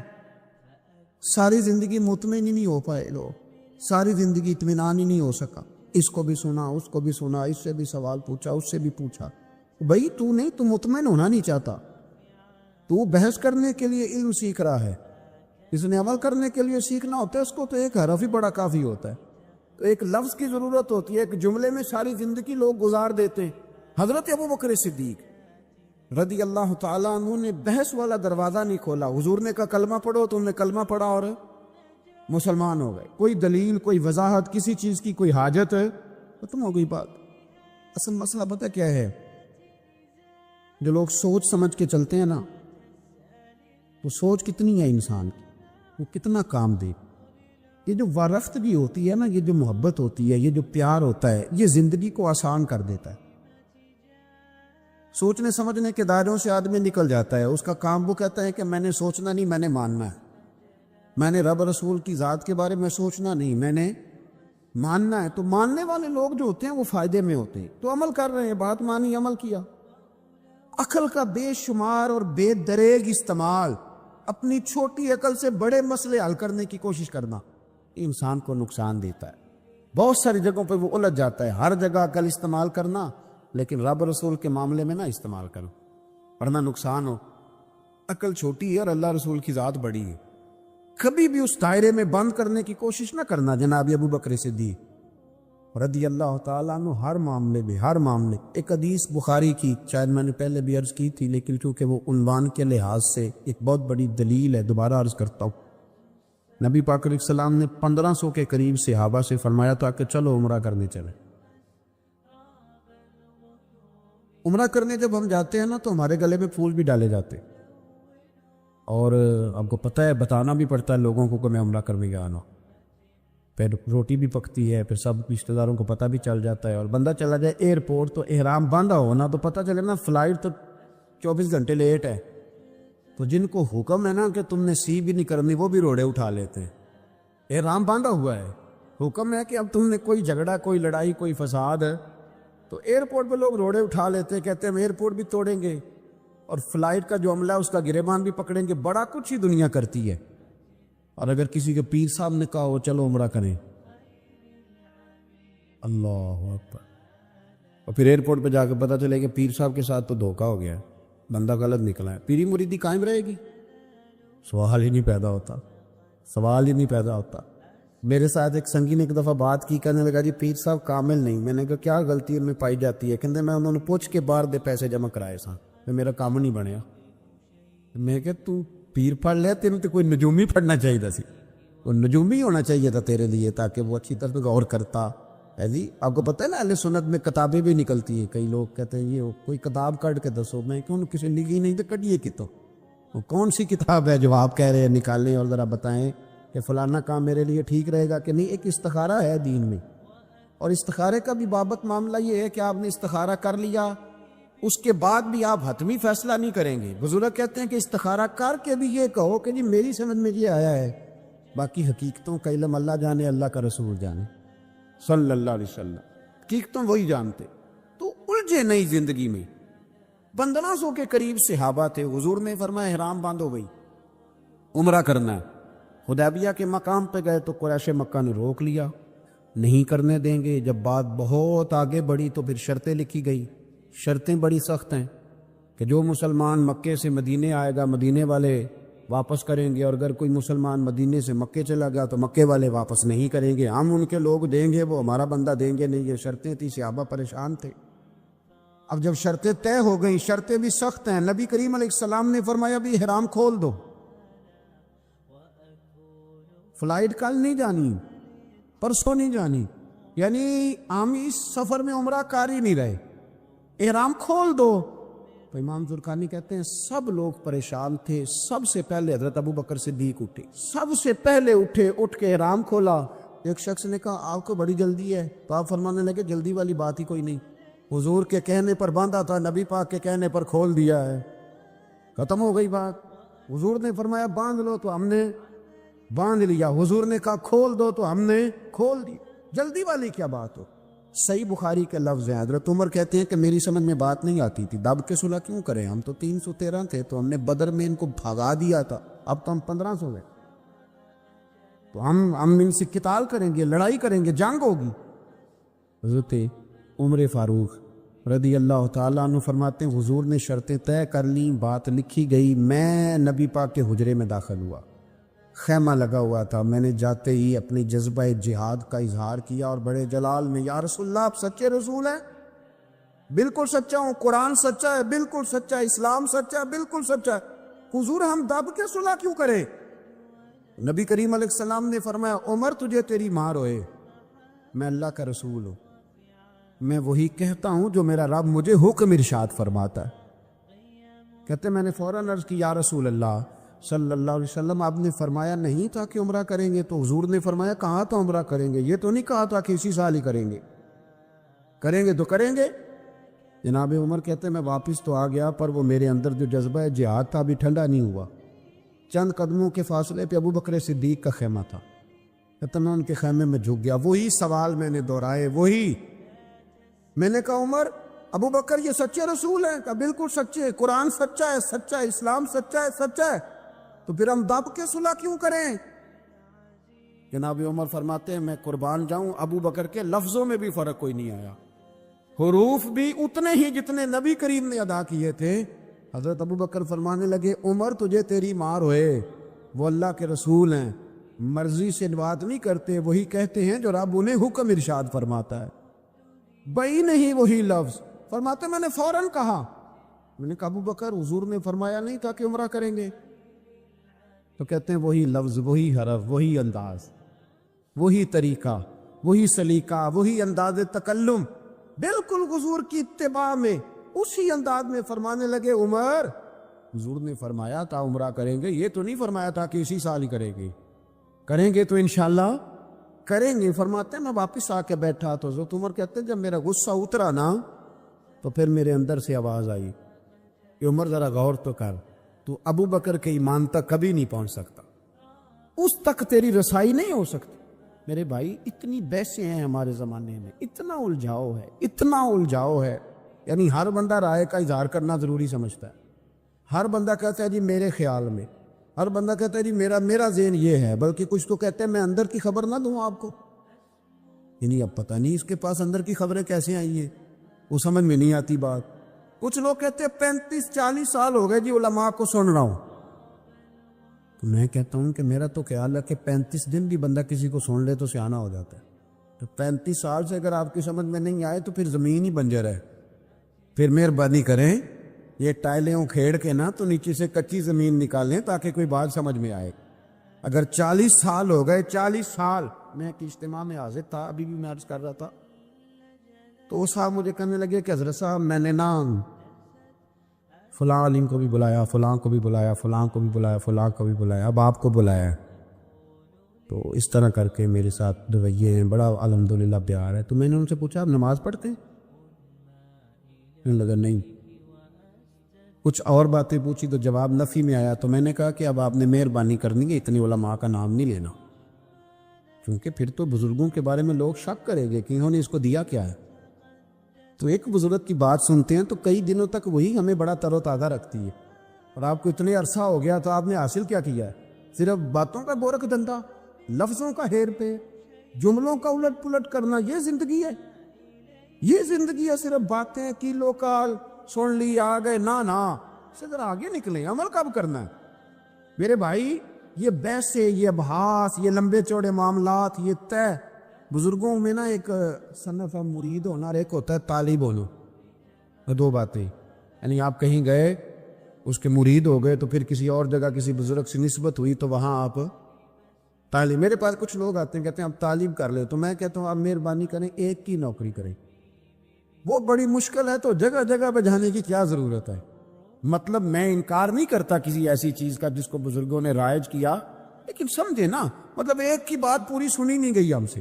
اب خیر کی بات ہر جگہ سے سنیں، ہر جگہ سے، لیکن یہ صرف وہ تعلق بنانے کی کوشش کرنا کہ جس سے تھوڑا سا رابطہ بن جائے، جس سے تھوڑا سا تعلق بن جائے، جس سے تھوڑا سا نا پتہ چل جائے، اس سے نکلیں، سیکھنے کا ماحول بنائیں. اتنی عقل کے گھوڑے نہ دوڑائیں کہ عقل بھی بیچاری تھاکی جائے اور کوئی چیز ہاتھ بھی نہ آئے. کچھ کریں، عمل کریں. لیکن ایک جگہ پہ میں حاضر تھا تو وہاں دستائے فضیلت کا جلسہ تھا، تو ایک مولانا نے تقریر کی. جس طرح تاجر کہہ لیتا ہے نا جی میں الحمدللہ اگر کمائی کرتا ہوں تو غریبوں کو بھی دیتا، سمجھا لیا نا اپنے آپ. رشوت لینے والے نے بھی ایک دلیل گاڑ لیا، وہ کہتا ہے میں امیروں سے نہیں، میں غریبوں سے نہیں لیتا. تو امیروں کا حساب لینے کی ڈیوٹی اللہ نے آپ کی لگائی ہے کہ آپ حساب کریں امیروں کا کہ وہ کیا کر رہے ہیں. یہ ہم نے نا یہ دلیلیں گاڑ لی ہے، یہ ہم نے دلیل کھاڑ لی ہے کہ وہی اپنے آپ کو مطمئن کرنے کی. میں حاضر تھا تو ایک مولانا تقریر کی جی عالم ساری رات. یہ صرف علماء کی بات نہیں، ہر طبقے نے اپنے بارے میں اس طرح کی چیزیں یاد کر لی ہیں، ہم نے رٹ لی ہیں. جیسے خامند نے یاد کر لیا ہے کہ کسی غیر کے لیے سجدہ جائز ہوتا تو اللہ عورت کو حکم دیتا، نبی پاک حکم دیتے کہ وہ خامند کو سجدہ کرے. تو بی بی نے بھی یاد کر لیا ہے کہ حضور نے فرمایا تم میں سب سے بہتر وہ ہے جو بیوی کے حق میں بہتر ہے. سب نے اپنی اپنی مرضی کی چیزیں، دوسری کی مرضی کی چیز کسی نے یاد نہیں کی، سب نے اپنی اپنی مرضی کی چیزیں یاد کر دی. تو مولانا تقریر کر رہے تھے، کہنے لگے جی حضور نے فرمایا ہے کہ عالم ساری رات سویا رہے اور عابد ساری رات عبادت کرتا رہے، درجہ پھر بھی عالم کا زیادہ ہے. پر دوسرے آئے انہوں نے بھی اسی حدیث پہ بات کی، تیسرے آئے تو انہوں نے بھی اسی حدیث پہ بات کی. تو میرا نمبر آیا تو میں نے کہا جی یہ جو حدیث آپ سنا رہے ہیں نا، یہ حدیث بالکل ٹھیک ہے، بالکل ٹھیک ہے کہ عالم ساری رات عشاء پڑھ کے سوئے، فجر کے وقت اٹھ کے فجر پڑھے، اور عابد ساری رات نماز پڑھے تو درجہ پھر بھی عالم کا زیادہ ہے. بالکل ایسے ہی ہے، بلکہ ایک حدیث میں تو یہ ہے کہ 70 عابد بھی عبادت کرے اور عالم سویا رہے تو ان 70 سے سونے والے عالم کا درجہ. یہ بات بالکل ٹھیک ہے، لیکن میں نے کہا اس کا بھی خیال رکھو کہ یہ حدیث غوث پاک کو بھی آتی تھی، یہ غوث پاک کو بھی آتی تھی حدیث، اور بڑے عالم تھے، پر وہ تو عشاء پڑھ کے مصلی پہ بیٹھتے تھے اور فجر تک مصلی پہ بیٹھے رہتے تھے. حالانکہ یہ حدیث انہیں بھی آتی تھی، یہ حدیث خواجہ معین الدین چشتی کو بھی آتی تھی، اور وہ بڑے عالم تھے، لیکن اس کے باوجود وہ عشاء پڑھتے تھے اور فجر تک مصلی پر بیٹھے رہتے تھے. حضرت عثمان غنی سے بڑا عالم تو کوئی نہیں نہ ہوگا اس زمانے میں. حضرت عثمان غنی رضی اللہ تعالیٰ عنہ جیسا شخص تو کوئی نہیں نہ ہوگا، پر وہ عشاء کے بعد قرآن پاک پڑھنا شروع کرتے تھے اور فجر سے پہلے پہلے قرآن پاک ختم کر لیا کرتے. تو دلیلیں صرف بحث کے لیے یاد نہ کریں، اپنے آپ کو بچانے کے لیے یاد نہ کریں، اپنے وجود کو سکون دینے کے لیے دلائل نہ یاد کریں. میں دین کے کس دائرے سے کس طرح بچ کے نکل سکتا ہوں اس کے لیے دلائل یاد نہ کریں، عمل کے رستے پہ آئیں، عمل کے رستے پر. آپ حدیث پاک سنیں گے اور اس حدیث پاک کے جو خوبصورت پہلو ہیں اس پر آپ غور کریں گے. حضرت سیدنا سہل بن سعد انصاری رضی اللہ تعالیٰ عنہ فرماتے ہم نبی پاک علیہ السلام کی خدمت میں حاضر تھے تو ایک شخص قریب سے گزرا، تو حضور نے اپنے پاس بیٹھے ہوئے ایک شخص سے فرمایا اس کے بارے میں تیرا کیا خیال ہے؟ تو اس نے عرض کی حضور یہ بڑا لوگوں میں معزز آدمی ہے، بڑا اس کا اکرام ہے۔ ہوتے ہیں نا لوگ سیاسی ہیں، سماجی ہیں، بڑی اتھارٹی رکھتے ہیں، بڑے سردار ہیں، بڑے چودھری، حضور اس کا بڑا مقام ہے۔ اس نے دلیل دی کہ یا رسول اللہ اگر یہ کسی جگہ پیغام نکاح بھیجے گا تو اس کو رشتہ دے دیا جائے گا، لوگ پسند کریں گے اس کے ساتھ رشتہ داری کرنا، اور اگر یہ کسی کی سفارش کرے گا تو اس کی سفارش قبول کی جائے گی۔ تھوڑی دیر گزری تو رسول کریم صلی اللہ تعالی علیہ وآلہ وسلم کے قریب سے ایک دوسرا آدمی گزرا، تو حضرت سہل بن سعد رضی اللہ تعالیٰ عنہ فرماتے ہیں کہ نبی پاک علیہ السلام نے اسی پاس بیٹھے ہوئے شخص سے فرمایا کہ اس شخص کے بارے میں تیرا کیا خیال ہے؟ ایک تو وہ تھا نا جس کو تو نے چودھری سمجھا، چیئرمین سمجھا، بڑا مالدار سمجھا، اور تو نے کہا کہ کیا بات، پیغام نکاح دے تو اسے رشتہ فوراً ملے گا، اور اگر یہ سفارش کرے تو قبول کی جائے گی۔ تو یہ جو غریب آدمی گزرا اس کے بارے میں اس نے کہا حضور یہ ایک غریب آدمی ہے، کہیں پیغام نکاح دے گا تو رشتہ نہیں ملے گا، اور اگر کسی کی سفارش کرے گا تو قبول نہیں کی جائے گی۔ یہ ایک سیاسی سماجی ہے، قد کاٹ والا ہے، برادری قبیلے میں نام رکھتا ہے، اس کی سفارش بھی سنی جائے گی، رشتہ بھی ملے گا، لوگ اس کی بات بھی سنیں۔ اور یہ جو دوسرا گزرا یہ غریب ہے، اس کو تو کوئی رشتہ دینے کو تیار نہیں، سفارش سننے کو تیار۔ دونوں کے تذکرے ہو گئے، رزلٹ میرے نبی پاک نے سنانا تھا۔ حضور فرمانے لگے سن پھر سہل، اور سن تبصرہ کرنے والے تو بھی، یہ جو تو نے کہا نا کہ سیاسی ہے، سماجی ہے، فرمائے ان لوگوں سے اگر ساری دنیا بھر بھی جائے تو پھر بھی یہ غریب آدمی سارے لوگوں سے زیادہ بہتر ہے۔ جن کو تم سیاسی، سماجی، چودھری بڑے جانتے ہو نا، یہ ایک غریب ہے، تنگ دست ہے، بظاہر تم اس کو منہ نہیں لگاتے، لیکن اگر ساری دنیا ان لوگوں سے بھر جائے تو یہ جو غریب آدمی یہ پھر بھی ان سے زیادہ فضیلت والا ہے۔ میرا خیال ہے جب حضور غریبی کی اتنی فضیلتیں بیان کرے تو پھر غریبوں کو پریشان تو نہیں نہ ہونا چاہیے، پھر تو اپنی فقیری کو اپنے سینے سے لگا کے فخر کرنا چاہیے، پھر تو ناز کرنا چاہیے، پھر تو غور کرنا چاہیے کہ اللہ تبارک و تعالیٰ نے ہمیں کتنی عظمتوں سے نوازا ہے، کتنی فضیلتیں عطا فرمائے۔ علامہ اسماعیل حقی نے حدیث لکھی، حضرت عائشہ صدیقہ رضی اللہ تعالیٰ عنہ فرماتی ہے، تفسیر روح البیان میں موجود ہے، کہتی ہے ایک دن حضور اچانک میرے ساتھ آرام فرماتے بستر سے اٹھے نکل گئے۔ ہمیشہ نبی پاک علیہ السلام کا طریقہ مبارکہ تھا جب رات کو تہجد کے لیے اٹھتے تو کہتے ابو بکر کی بیٹی حق تیرا ہے، وقت تیرا ہے، پر اگر تو اجازت دے تو میں اپنے اللہ کو راضی کر لوں۔ آج حضور نے پوچھا ہی نہیں، بستر سے اٹھے چلے گئے، کہتے میں اٹھی، میں نے دائیں بائیں دیکھا، محبوب نظر نہ آئے، حضور کی تامد استعمال شدہ پڑی تھی، وہ تامد میں نے اٹھا کے اوڑھ لی اور میں نکل گئی حضور کو تلاش کرنے۔ کہتی ہیں جب میں باہر گئی مسجد نبوی شریف کے ساتھ جنت البقیع کی جانب، نبی پاک سجدے میں تھے، کہتی ہیں میں گئی، تھوڑی دیر کھڑی ہوئی، حضور نے آہٹ سنی تو پوچھا تو کون ہے؟ میں نے کہا میں عائشہ ہوں۔ تو محبوب نے فرمایا یہ عائشہ کون ہے؟ میں نے کہا یا رسول اللہ میں آپ کی زوجہ۔ فرمایا زوجہ کیا ہوتی ہے؟ یا رسول اللہ میں ابو بکر کی بیٹی۔ تو نبی پاک نے فرمایا یہ ابو بکر کون ہے؟ حضرت عائشہ کہتی ہے میرا کلیجہ پھٹنے کو آیا، میں وہاں سے پریشان حال واپس آئی، جب میں گئی تھی تب بھی ہلکی ہلکی بارش تھی، واپس لوٹی تو پھر بھی ہلکے ہلکے قطرے بارش کے گر رہے تھے، میں آ کے ہامتی کامتی بیٹھ گئی، تھوڑی دیر گزری تو نبی پاک تشریف لے آئے۔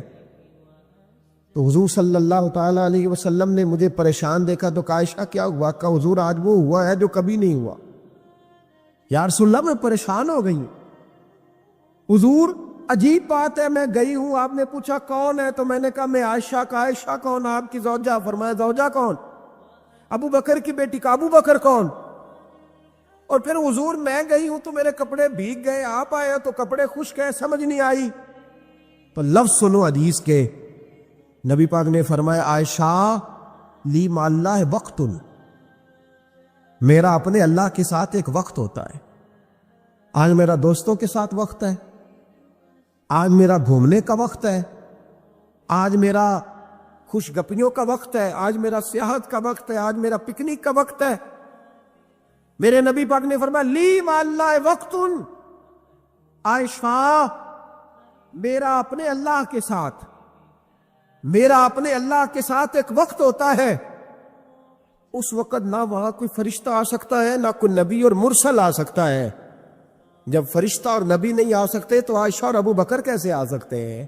تو کہا یا رسول اللہ پھر وہاں ہوتا کون ہے؟ تو حضور فرمانے لگے ایک میں ہوتا ہوں، دوسرا میرا رب ہوتا ہے، تیسرا کوئی موجود نہیں ہوتا۔ امت کو درس دیا، ایک وقت 24 گھنٹوں میں ایسا لایا کر جس میں تو اپنے رب کو دکھڑے سنائے، جس میں تو دعائیں مانگے، جس میں تو عرض و نیاز کرے، جس میں تو اپنے گناہوں کی معافی چاہے۔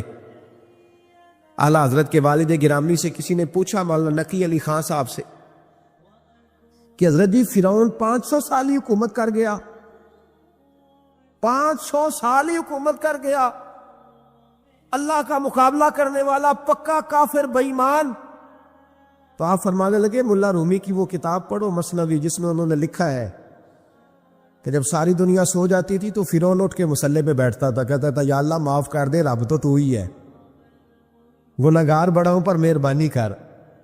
روز معافیاں مانگتا تھا تو رب کریم کی قدرت نے مہلت دی کہ روز توبہ کرتا ہے، چلو ایک دن سچی بھی کاری جائے تو اچھا ہے، اللہ نے مہلت دی۔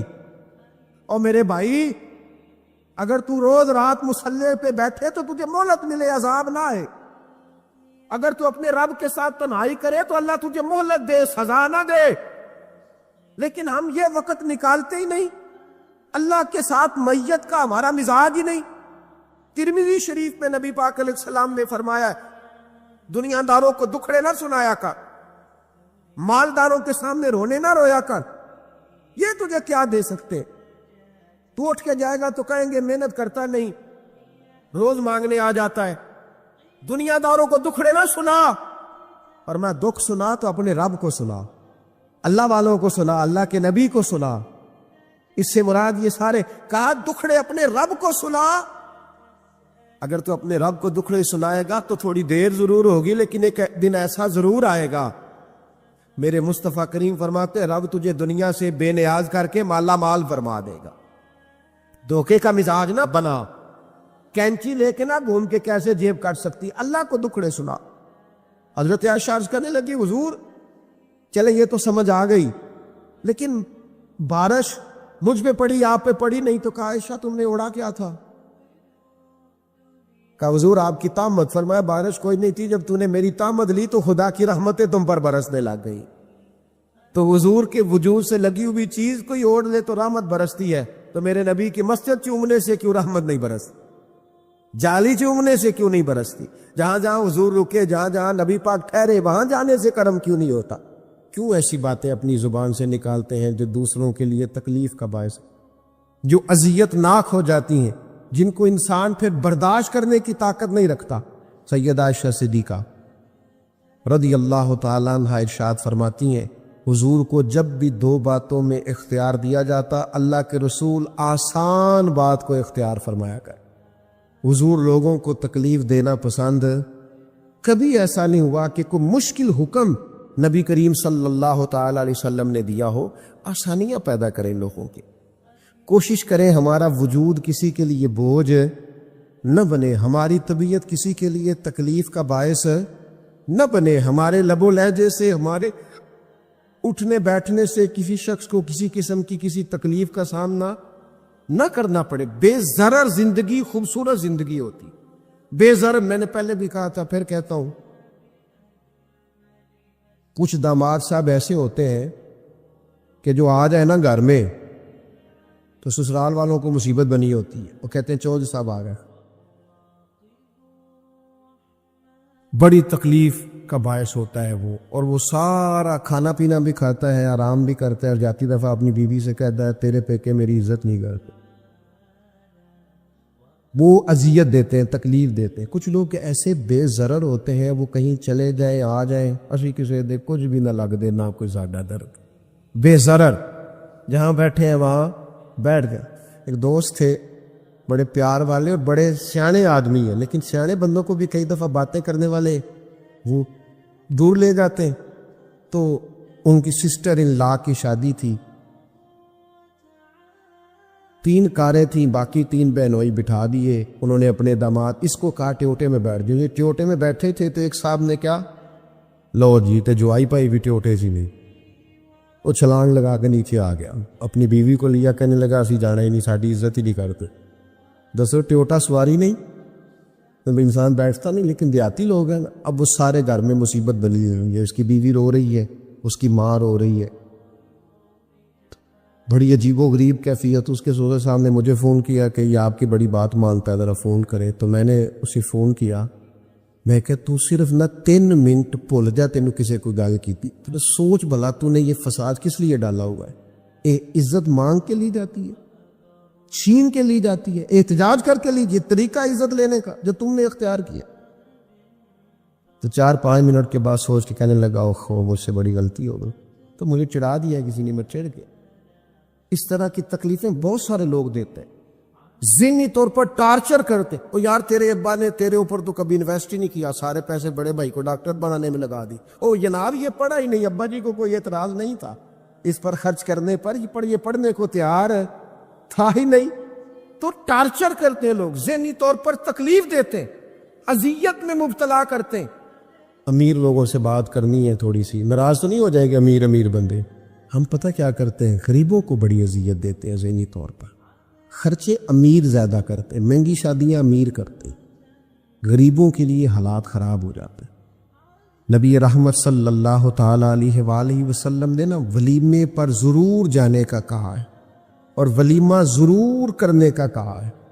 اور حضور نے پتہ کیا فرمایا, فرمایا وہ بدترین ولیمہ ہے جس میں اسے بلایا جائے جو آنا نہیں چاہتا اور اسے نہ بلایا جائے جو آنا چاہتا ہے. یعنی جو غریب آدمی, سادہ آدمی دعوت قبول کرے گا اسے دعوت نہیں دی جاتی. لیکن کسی بڑے آدمی کے پاس وقت لے کے, کارڈ لے کے پہنچے, جناب 10 منٹ کے لیے آ جائے, یہ بدترین. اور ایک اور حدیث میں فرمایا حضور نے کہ وہ بدترین دعوت ہے, اس میں صرف امیروں کو بلایا جائے اور غریبوں کو.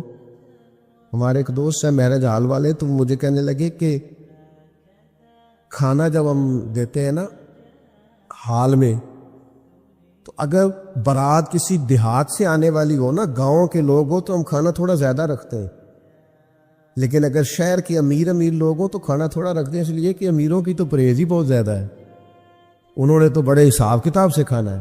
تو غریب آدمی بیچارہ, اب غریب کو طلب ہوتی ہے, اسے روز گوشت نہیں ملتا, لیکن اس کے لیے ہم گنجائش دینے کو تیار نہیں ہیں. وہ بڑی خوبصورت مثال ہمارے استاد صاحب ہمیں سنایا کرتے تھے, کہتے تھے کہ غریب آدمی تھا, امیر دوست کی شادی میں چلا گیا, اور چلا اس طرح گیا کہ وہ نا ورکشاپ پہ کام کرتا تھا, تو وہیں سے فارغ ہوا تو اسی طرح کپڑے اس کے میلے کچیلے تھے, اس پہ گرد لگی ہوئی تھی. اب گھر جاتا تو دیر ہو جانی تھی, تو وہ بھاگ کے شادی میں چلا گیا. تو جو باہر کھڑا تھا نا آدمی, اسے اندر ہی نہیں داخل ہونے دیا.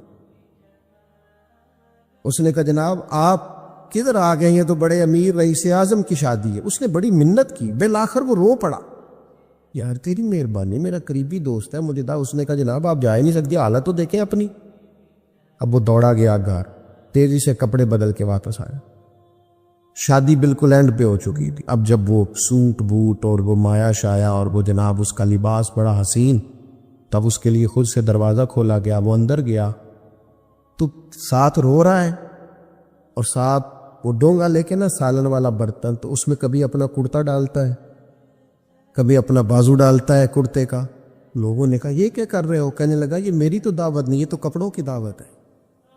اگر میری دعوت ہوتی تو میں تو پہلے بھی آیا تھا, اسی شکل و صورت کے ساتھ آیا, لیکن مجھے اندر گھسنے نہیں دیا. میری غربت نے کیا مجھ کو زمانے میں بدنام, تیری دولت نے تیرے عیب چھپا رکھے. تو یہ تو ان کپڑوں کی دعوت ہے, میرے کپڑے بہترین پہنے ہیں تو مجھے گھسنے دیا ہے, لہذا کپڑے ہی روٹی کھائیں گے. میں روٹی, اذیت دی جاتی ہے, تکلیف دی جاتی, آزمائش میں مبتلا کیا جاتا ہے. ایسے ایسے کھانوں کے نام لیے جاتے ہیں جو غریبوں کے ہاں پکتے نہیں. انہیں کہا جاتا ہے فلاں پکانا آتا ہے.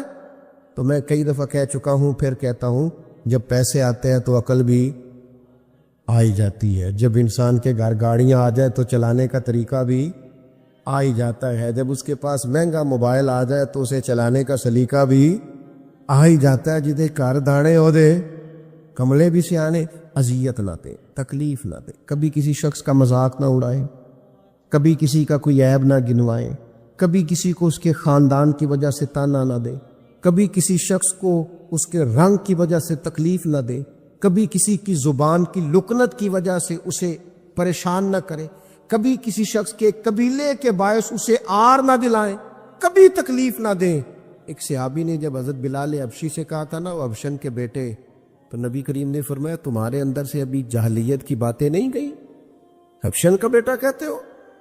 کوئی عربی, کوئی اجمی, کوئی گورا, کوئی کالا, کسی کو کوئی فضیلت نہیں, الا بالتقوی ان اکرمکم عند اللہ اتقاکم, اللہ کے نزدیک اس کی عزت ہے جو زیادہ پرہیزگار ہے. بھائیو, ذہنی طور پر لوگوں کو ٹارچر کرنا چھوڑ دے, تکلیف دینی چھوڑ دے, آزمائش میں ڈالنا چھوڑ دے, پریشان کرنا چھوڑ دے. ہم اس طرح کا رویہ کرتے ہیں بعض اوقات کہ جو انتہائی خوفناک ہوتا ہے, کربناک ہوتا ہے, دردناک ہوتا ہے. لوگ اپنی زبان سے کچھ کہہ تو نہیں پاتے, کمزور ہوتے ہیں, لیکن اللہ کے حضور جا کے روتے ہیں. اس وقت سے ڈریے جب کوئی ہماری شکایت رب کی بارگاہ میں لگائے, جب کوئی کچھ بگاڑ تو نہ سکے پر اللہ رسول کے حضور جا کے کہے کہ اس نے بڑا ستایا ہے, تکلیف دی ہے. اس اذیت سے لوگوں کو بچائیں. لوگ جب کسی غریب آدمی کو کچھ دینے کے بعد احسان جتلا رہے ہوتے ہیں اور اس پر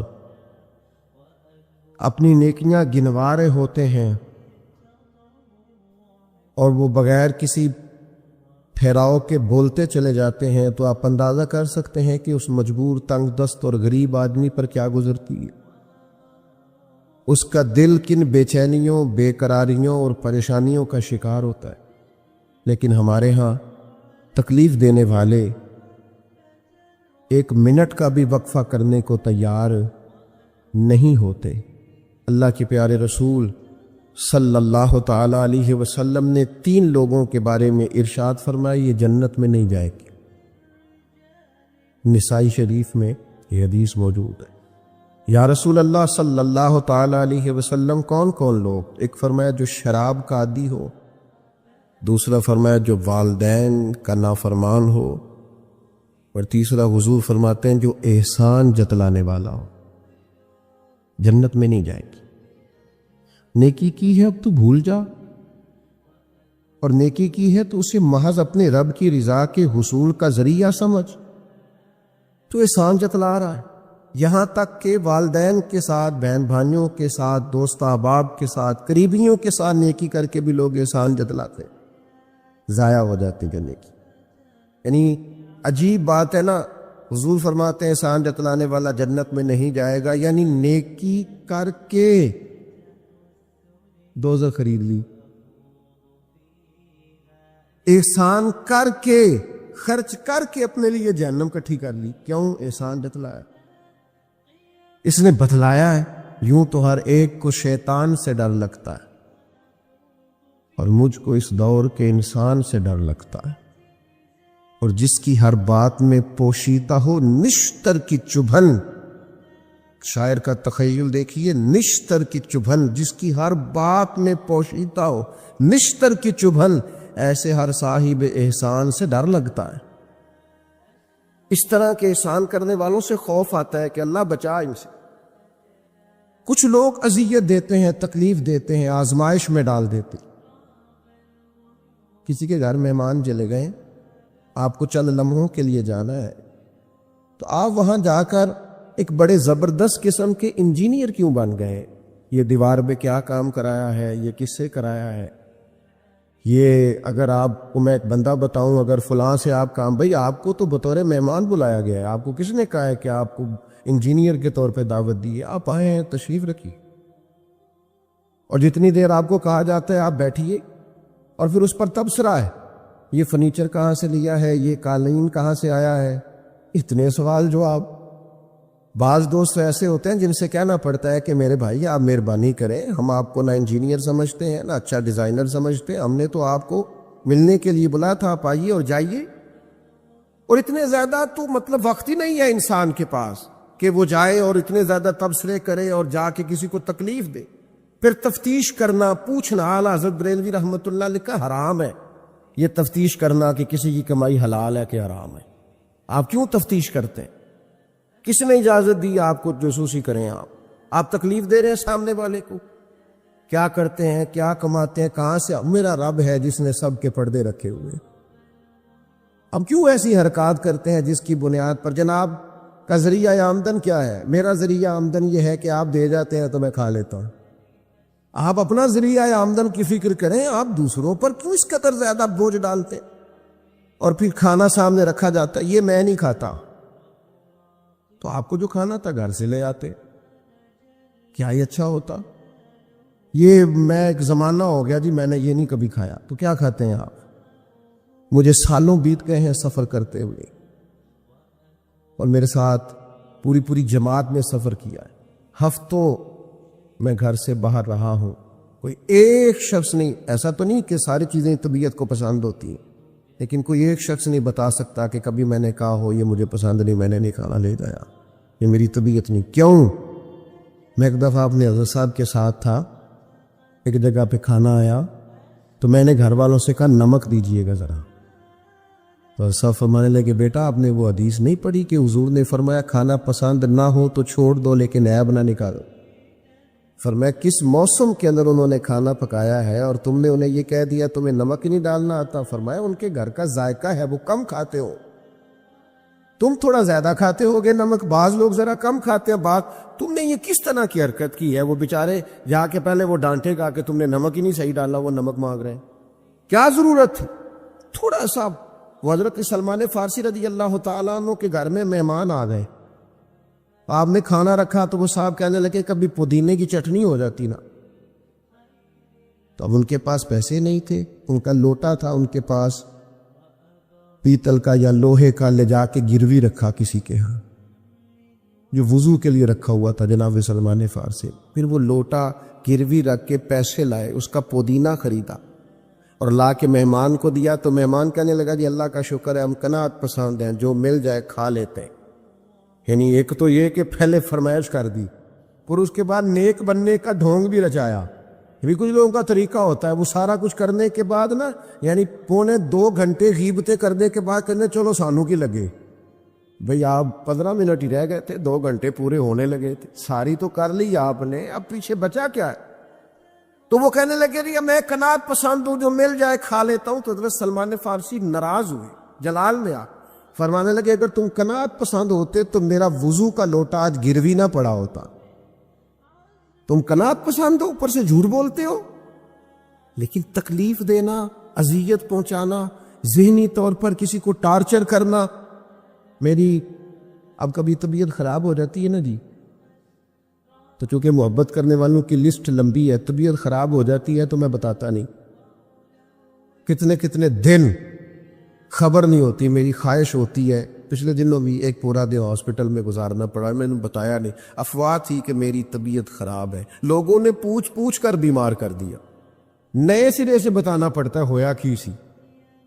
اور پھر کچھ تو اتنے خاص محبت کرنے والے ہوتے ہیں کہ انہیں پوری ڈیٹیل چاہیے ہوتی ہے پس منظر سمیت۔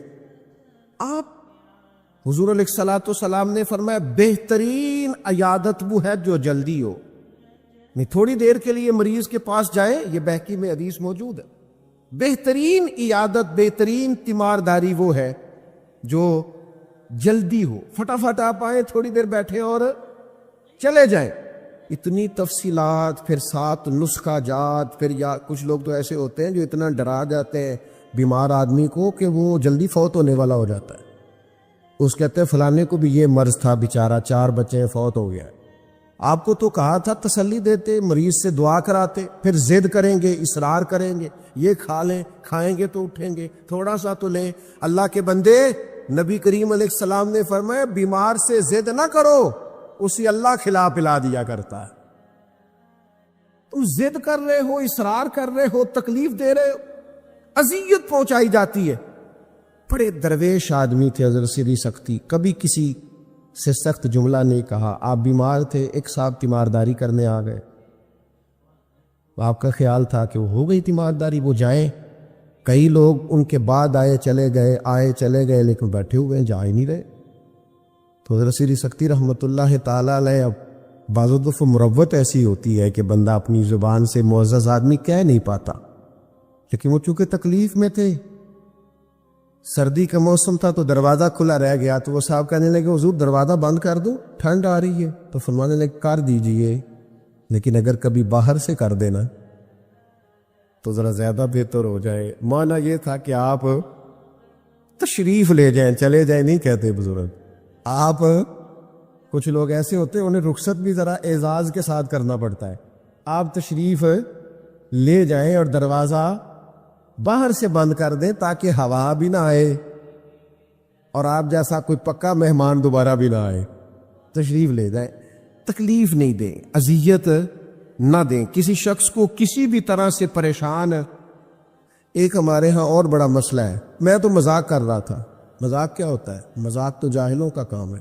کہ موسیٰ علیہ السلام کی قوم نے کہا کہ ایک شخص کا انتقال ہو گیا ہے تو ہمیں بتایا جائے کس نے قتل کیا ہے، تو جناب موسیٰ علیہ السلام نے فرمایا گائے ذبح کرو، تو ان لوگوں نے کہا آپ ہم سے مذاق کرتے ہیں، اتتخذون ہزوا، آپ ہم سے مذاق کرتے ہیں؟ تو فرمایا اعوذ باللہ ان اکون من الجاہلین، میں اللہ کی پناہ چاہتا ہوں کہ میں جاہلوں میں سے ہو جاؤں۔ مذاق کرنے کو جناب موسیٰ نے، قرآن مجید کا پہلا پارہ کہتا ہے جاہلوں کا کام کہا ہے۔ مذاق ٹھیک ہے، دل لگی ٹھیک ہے، یعنی آپ خوش طبی کرے، مذاق تو کسی کے عیب کا ہوتا ہے، تیری آنکھ کس طرح کی ہے، تیری ناک چپٹی ہے، یہ مذاق ہوتا ہے، کسی کے رنگ کو لے کر، کسی کے قد کو لے کر، کسی کی توتلی زبان کو لے کر، یہ جاہلوں کی علامت۔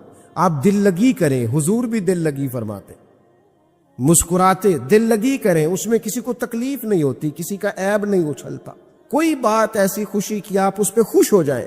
لیکن آپ یہ جو رویے ہمارے ہاں پائے جاتے ہیں یہ مذاق ہے، اور مذاق شریعت میں جاہلوں کی علامت ہے۔ حضور فرماتے ہیں قیامت والے دن وہ لوگ جو لوگوں کا مذاق اڑاتے تھے، تکلیف دیتے تھے، قیامت والے دن ان کے ساتھ یہ معاملہ ہوگا کہ جنت کا دروازہ ان کے لیے کھولا جائے گا، پھر بند کر دیا جائے گا، پھر کھولا جائے گا، پھر بند کر دیا جائے گا، پھر کھولا جائے گا اور پھر دوبارہ۔ تو وہ کہیں گے یہ کیا ہو رہا ہے؟ تو انہیں کہا جائے گا تمہارے اس مذاق کی تمہیں سزا دی جا رہی ہے جو دنیا میں تم اللہ کے بندوں کے ساتھ کرتے تھے۔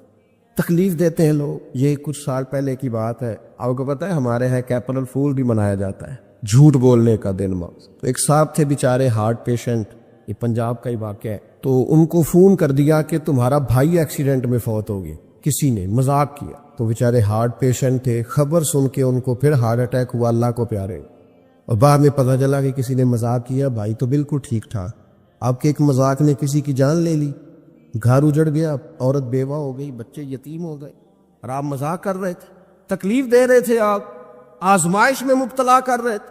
میں نے ایسے طلباء کو دیکھا ہے کالج میں، مدرسے میں، یونیورسٹی میں، اسکول میں، جو بیچارے کسی وجہ سے کمزور تھے، کوئی ایسا معاملہ تھا ان کا اتنا مذاق اڑایا گیا کہ وہ بیچارے تعلیم چھوڑ کے چلے گئے، گزارا نہیں ہو سکتا یہاں، ہر آدمی مذاق اڑا رہا۔ اور بعض لوگوں کی غربت کا مذاق اڑایا جاتا ہے، ان کو کھاتا ہوا دیکھ کے مذاق کرنا، ان کا لباس دیکھ کے مذاق کرنا، ان کی سادہ پرانی اور دیسی گفتگو سن کے مذاق اڑانا، نتیجہ یہ نکلتا ہے کہ مایوس ہو جاتے ہیں لوگ، پریشان ہو جاتے ہیں۔ ایسا نہیں کریں، یہ تکلیف نہ دیں کسی مسلمان، اذیت میں مبتلا نہ کریں، ذہنی طور پر ٹارچر نہ کریں، آپ کوئی ایسا کام نہ کریں جس سے بار بار آزمائش ہو۔ کچھ لوگ زندگی میں گناہ کرتے ہیں، اللہ معاف کرے غلطیاں ہو جاتی ہیں، پھر وہ لوگ توبہ کر لیتے ہیں، اور یہ توبہ اللہ کو اتنی پسند ہے کہ حضور فرماتے ہیں کسی کا اونٹ مال سمیت غائب ہو جائے اور وہ شخص ڈھونڈ ڈھونڈ کے تھک جائے اور مایوس ہو جائے اور پھر وہ اونٹ اسے مل جائے، اسے اتنی خوشی نہیں ہوتی جتنی بندہ مومن کی توبہ پر رب کریم کو خوشی ہوتی۔ کتنا بڑا انعام ہے۔ حضور فرماتے ہیں ہر شخص خطا کار ہے، پر بہترین خطا کار وہ ہے جو توبہ کرتا ہے خطا کار پر بہترین خطا کار۔ کیا بات ہے اس کی خطا کی، جو خطا کرتے ہی رو پڑا ہے، اللہ کے حضور توبہ کر رہا ہے، لیکن لوگ مذاق اڑاتے ہیں لوگوں کے گناہوں کا۔ وہ توبہ کر چکے ہیں، وہ چھوڑ چکے ہیں، وہ اس راہ سے ہٹ چکے، لیکن مذاق کرنا، مذاق اڑانا، تکلیف دینا، اذیت میں مبتلا کرنا، حضور علیہ الصلوۃ والسلام نے فرمایا کسی شخص سے کبھی کوئی گناہ کیا پھر اس نے توبہ کر لی، فرمایا جس نے دوبارہ اسے اس کا گناہ یاد کرایا اللہ یاد کرانے والے کو سزا دے گا، مرنے سے پہلے پہلے یہ اس گناہ کے اندر مبتلا ہو جائے۔ مسلم شریف میں موجود، اس کو سزا ملے تو ٹارچر نہیں کریں، تکلیف نہیں دیں، ذہنی طور پر لوگوں کو اذیت میں مبتلا نہ کریں۔ اور پھر رشتے دیکھے جاتے ہیں ہمارے یہاں، تو اس قدر زیادہ مطلب آزمائش میں لوگوں کو مبتلا کر دیا جاتا ہے، اس قدر زیادہ آزمائش میں ہمارا چونکہ دیہاتوں سے تعلق ہے، تو پرانی خواتین کبھی جاتی تھی نا رشتہ دیکھنے کے لیے بیٹے کا، تو ان سے کہا جاتا تھا کہ آپ کو وہاں رشتہ نہیں کرنا، تو کہتی تھی نہیں ہم نے نہیں کرنا، تو کہتے تھے بھئی آپ بتائیں کیا وجہ ہے، تو وہ کہتی تھی وجہ کوئی نہیں بتانی، اس لیے کہ میرے گھر میں بھی بیٹی ہے، میں کوئی وجہ نہیں بیان کروں، میں کسی کی بیٹی کا عیب کیسے بیان کروں، لیکن میں نے اخبار میں اس بیٹی کا تذکرہ بھی پڑھا جو پچھلے 2.5 سالوں سے اس لیے مینٹل ہاسپٹل میں زیر علاج ہے کہ کوئی 50 سے زیادہ لوگ رشتہ دیکھ لے آئے، کسی نے کہا ذرا چل کے دکھاؤ، تو کسی نے کہا ذرا بول کے دکھاؤ، تو کسی نے کہا کہ اگر قد 2 انچ بڑا ہوتا۔ اتنی تکلیف، اتنی اذیت، اور اس دین کے ماننے والے جو دین ہمیں سبق دیتا ہے کہ بیٹیاں اور بہنیں ہوتی برابر ہیں، وہاں یہ رویہ ہمارا، اور زیادہ تر ان لوگوں کا معاملہ جن کے پاس نیا نیا پیسہ آیا، نئی نئی دولت آئی، اب ان کو سمجھ نہیں آ رہی کہ وہ کیسے اپنے آپ کو زمین سے اٹھا کے آسمان تک لے جائے۔ خدا کے بندو، اس طرح کی اذیت، اس طرح کی تکلیف، اس طرح کا لہجہ جس سے سامنے والا نفسیاتی بوجھ کے نیچے دب جائے، یہ بندہ مومن کی شان نہیں ہے۔ کبھی بھی ایسا نہ کرے، اجلی اجلی سونی سونی صاف ستھری بات کرے۔ مومن کی شان یہ ہے کہ سب کچھ ہو سکتا ہے پر مومن جھوٹا نہیں ہوا کرتا، وہ بددیانت نہیں ہوتا، وہ کسی کو تکلیف نہیں دیتا، اذیت نہ دے، پریشان نہ کرے۔ گھنٹوں بیل بجا رہا ہے گلی سے گزرنے والا آدمی، لیکن صاحب گاڑی لگا کے چلے گئے، انہیں پتہ ہے دوسری گاڑی نہیں گزرے گی، لیکن وہ اذیت دے رہے ہیں۔ ایک چور اوپر سے سینہ زور، اگر وہ باہر نکلے ہیں کہ آپ کو جانا ہے اور سامنے گاڑی لگی ہوئی تو وہ نکل کے کہتے ہیں کوئی آگ بجھانی ہے، آپ نے جا کے فائر بریگیڈ کی گاڑی پہ بیٹھے، نہیں جناب آگ نہیں بجھانی، لہذا آپ آرام کریں، لگی رہنے دے گاڑی۔ پتہ ہے آپ کو نبی پاک علیہ السلام نے رستے بند کرنے سے منع فرمایا، رستوں کے نشان مٹانے والوں پر لعنت فرمائی۔ یہاں جہاں لکھا ہوتا ہے نا لاہور اتنے کلومیٹر دور ہے، وہاں اشتہار لگا جاتے ہیں لوگ۔ آپ کو پتہ ہے یہاں اشتہار لگانا منع ہے، رستوں کے نشان مٹانے والے کو ملعون کا ہے حضور، تکلیف دے رہے اللہ کے بندوں کو، آزمائش میں ڈال رکھا ہے۔ نبی کریم علیہ السلام کے پیارے غلام اور امت کے لیڈر سیدنا عمر فاروق رضی اللہ تعالیٰ مکہ مکرمہ تشریف لے گئے، تو پتہ چلا ایک سردار نے روڑے رکھ کے اپنی گلی میں کچھ جگہ اونچی کر لی ہے، لوگوں کو گزرنے میں تکلیف ہوتی ہے، یہ حضرت عمر ہے۔ انہوں نے یہ نہیں کہا کہ مجھے عالمی مسئلہ بتاؤ، گلی محلے کا کیس میں سنوں، جاؤ بلدیہ والوں سے بات کرو، یہ نہیں فرمایا کہ جناب ایک سردار نے گلی میں پتھر رکھ لیے ہیں اپنی کسی سہولت کے لیے، لوگوں کو تکلیف ہوتی۔ جناب عمر درہ لے کے گئے، سردار کے دروازے پہ دستک دی، مکہ مکرمہ میں تھے حضرت عمر، وہ باہر آئے، فرمایا روڑے تم نے رکھے؟ جناب میں نے رکھے۔ فرمایا اٹھانے بھی تمہیں پڑیں گے، نکلو باہر، تم نے اللہ کے بندوں کا رستہ کیوں روک دیا، اٹھاؤ انہیں لے کے چلو۔ یہاں تو عجیب حالت ہو گئی ہے، آپ کسی کو کہہ کے دیکھیں، اس نے ایک موٹر سائیکل گزارنی ہوتی ہے صرف، لیکن سارے آنے جانے والوں کا رستہ اس نے تھڑی بنا کے روک دیا ہے، اسے کیا لگے؟ اذیت نہ دے، تکلیف میں مبتلا نہ کرے، اللہ کے بندوں کے لیے آسانی کریں، کوشش کریں ہمیشہ کہ اگر ہم کسی شخص کے ساتھ آسانی کر سکتے ہیں، سہولت دے سکتے ہیں تو اسے سہولت دیں۔ لیکن وہ ایسا عجیب معاملہ ہو گیا ہے آج کل کہ آپ کسی کو کسی ایسی معاملے میں سمجھانے کی کوشش کرتے ہیں تو وہ الٹا اس پر دلائل دیتا ہے، اور میں نے دیکھا ہے ذہنی تناؤ بڑھ رہا ہے، تفکرات میں انتشار ہے، لوگ پریشان ہیں، عجیب و غریب سا الجھاؤ ہے، تھوڑی دیر کی لڑائی کے لیے، تھوڑی دیر جیتنے کے لیے لوگ ایسی ایسی بات کر دیتے ہیں جو رات کو سونے نہیں دیتی آدمی۔ دیکھو حضور علیہ السلام نے فرمایا پہلوان تو وہ ہے جو غصے کے وقت اپنے آپ کو کنٹرول کرے، اپنے آپ کو کنٹرول کر لے، غصہ چڑھا ہوا تو پہلوان ہے۔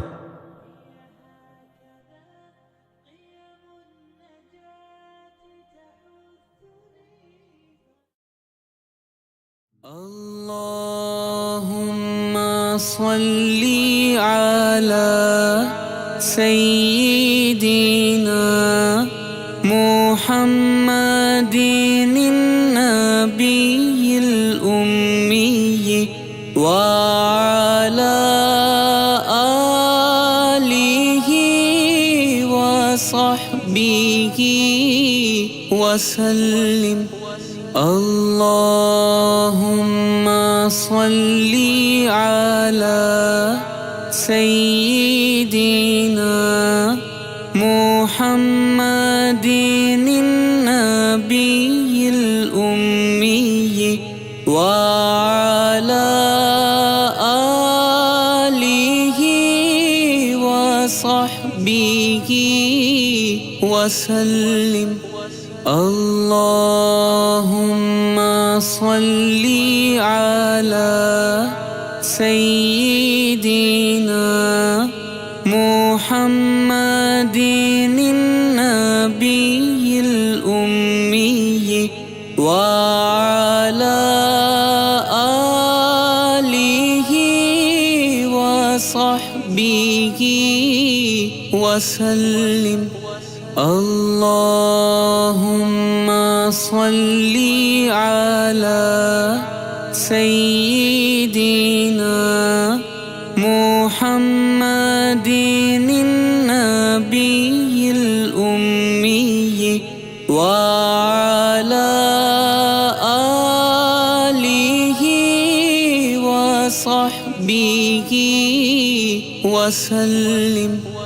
اللهم صل على سيدنا محمد النبي الأمي وعلى آله وصحبه وسلم۔ اللهم صل على سيدنا محمد النبي الأمي وعلى آله وصحبه وسلم۔ اللهم صل على سيدنا محمد النبي الأمي وعلى آله وصحبه وسلم۔ اللهم صل على سيدنا محمد النبي الأمي وعلى آله وصحبه وسلم۔ اللهم صل على سيدنا محمد النبي الأمي وعلى آله وصحبه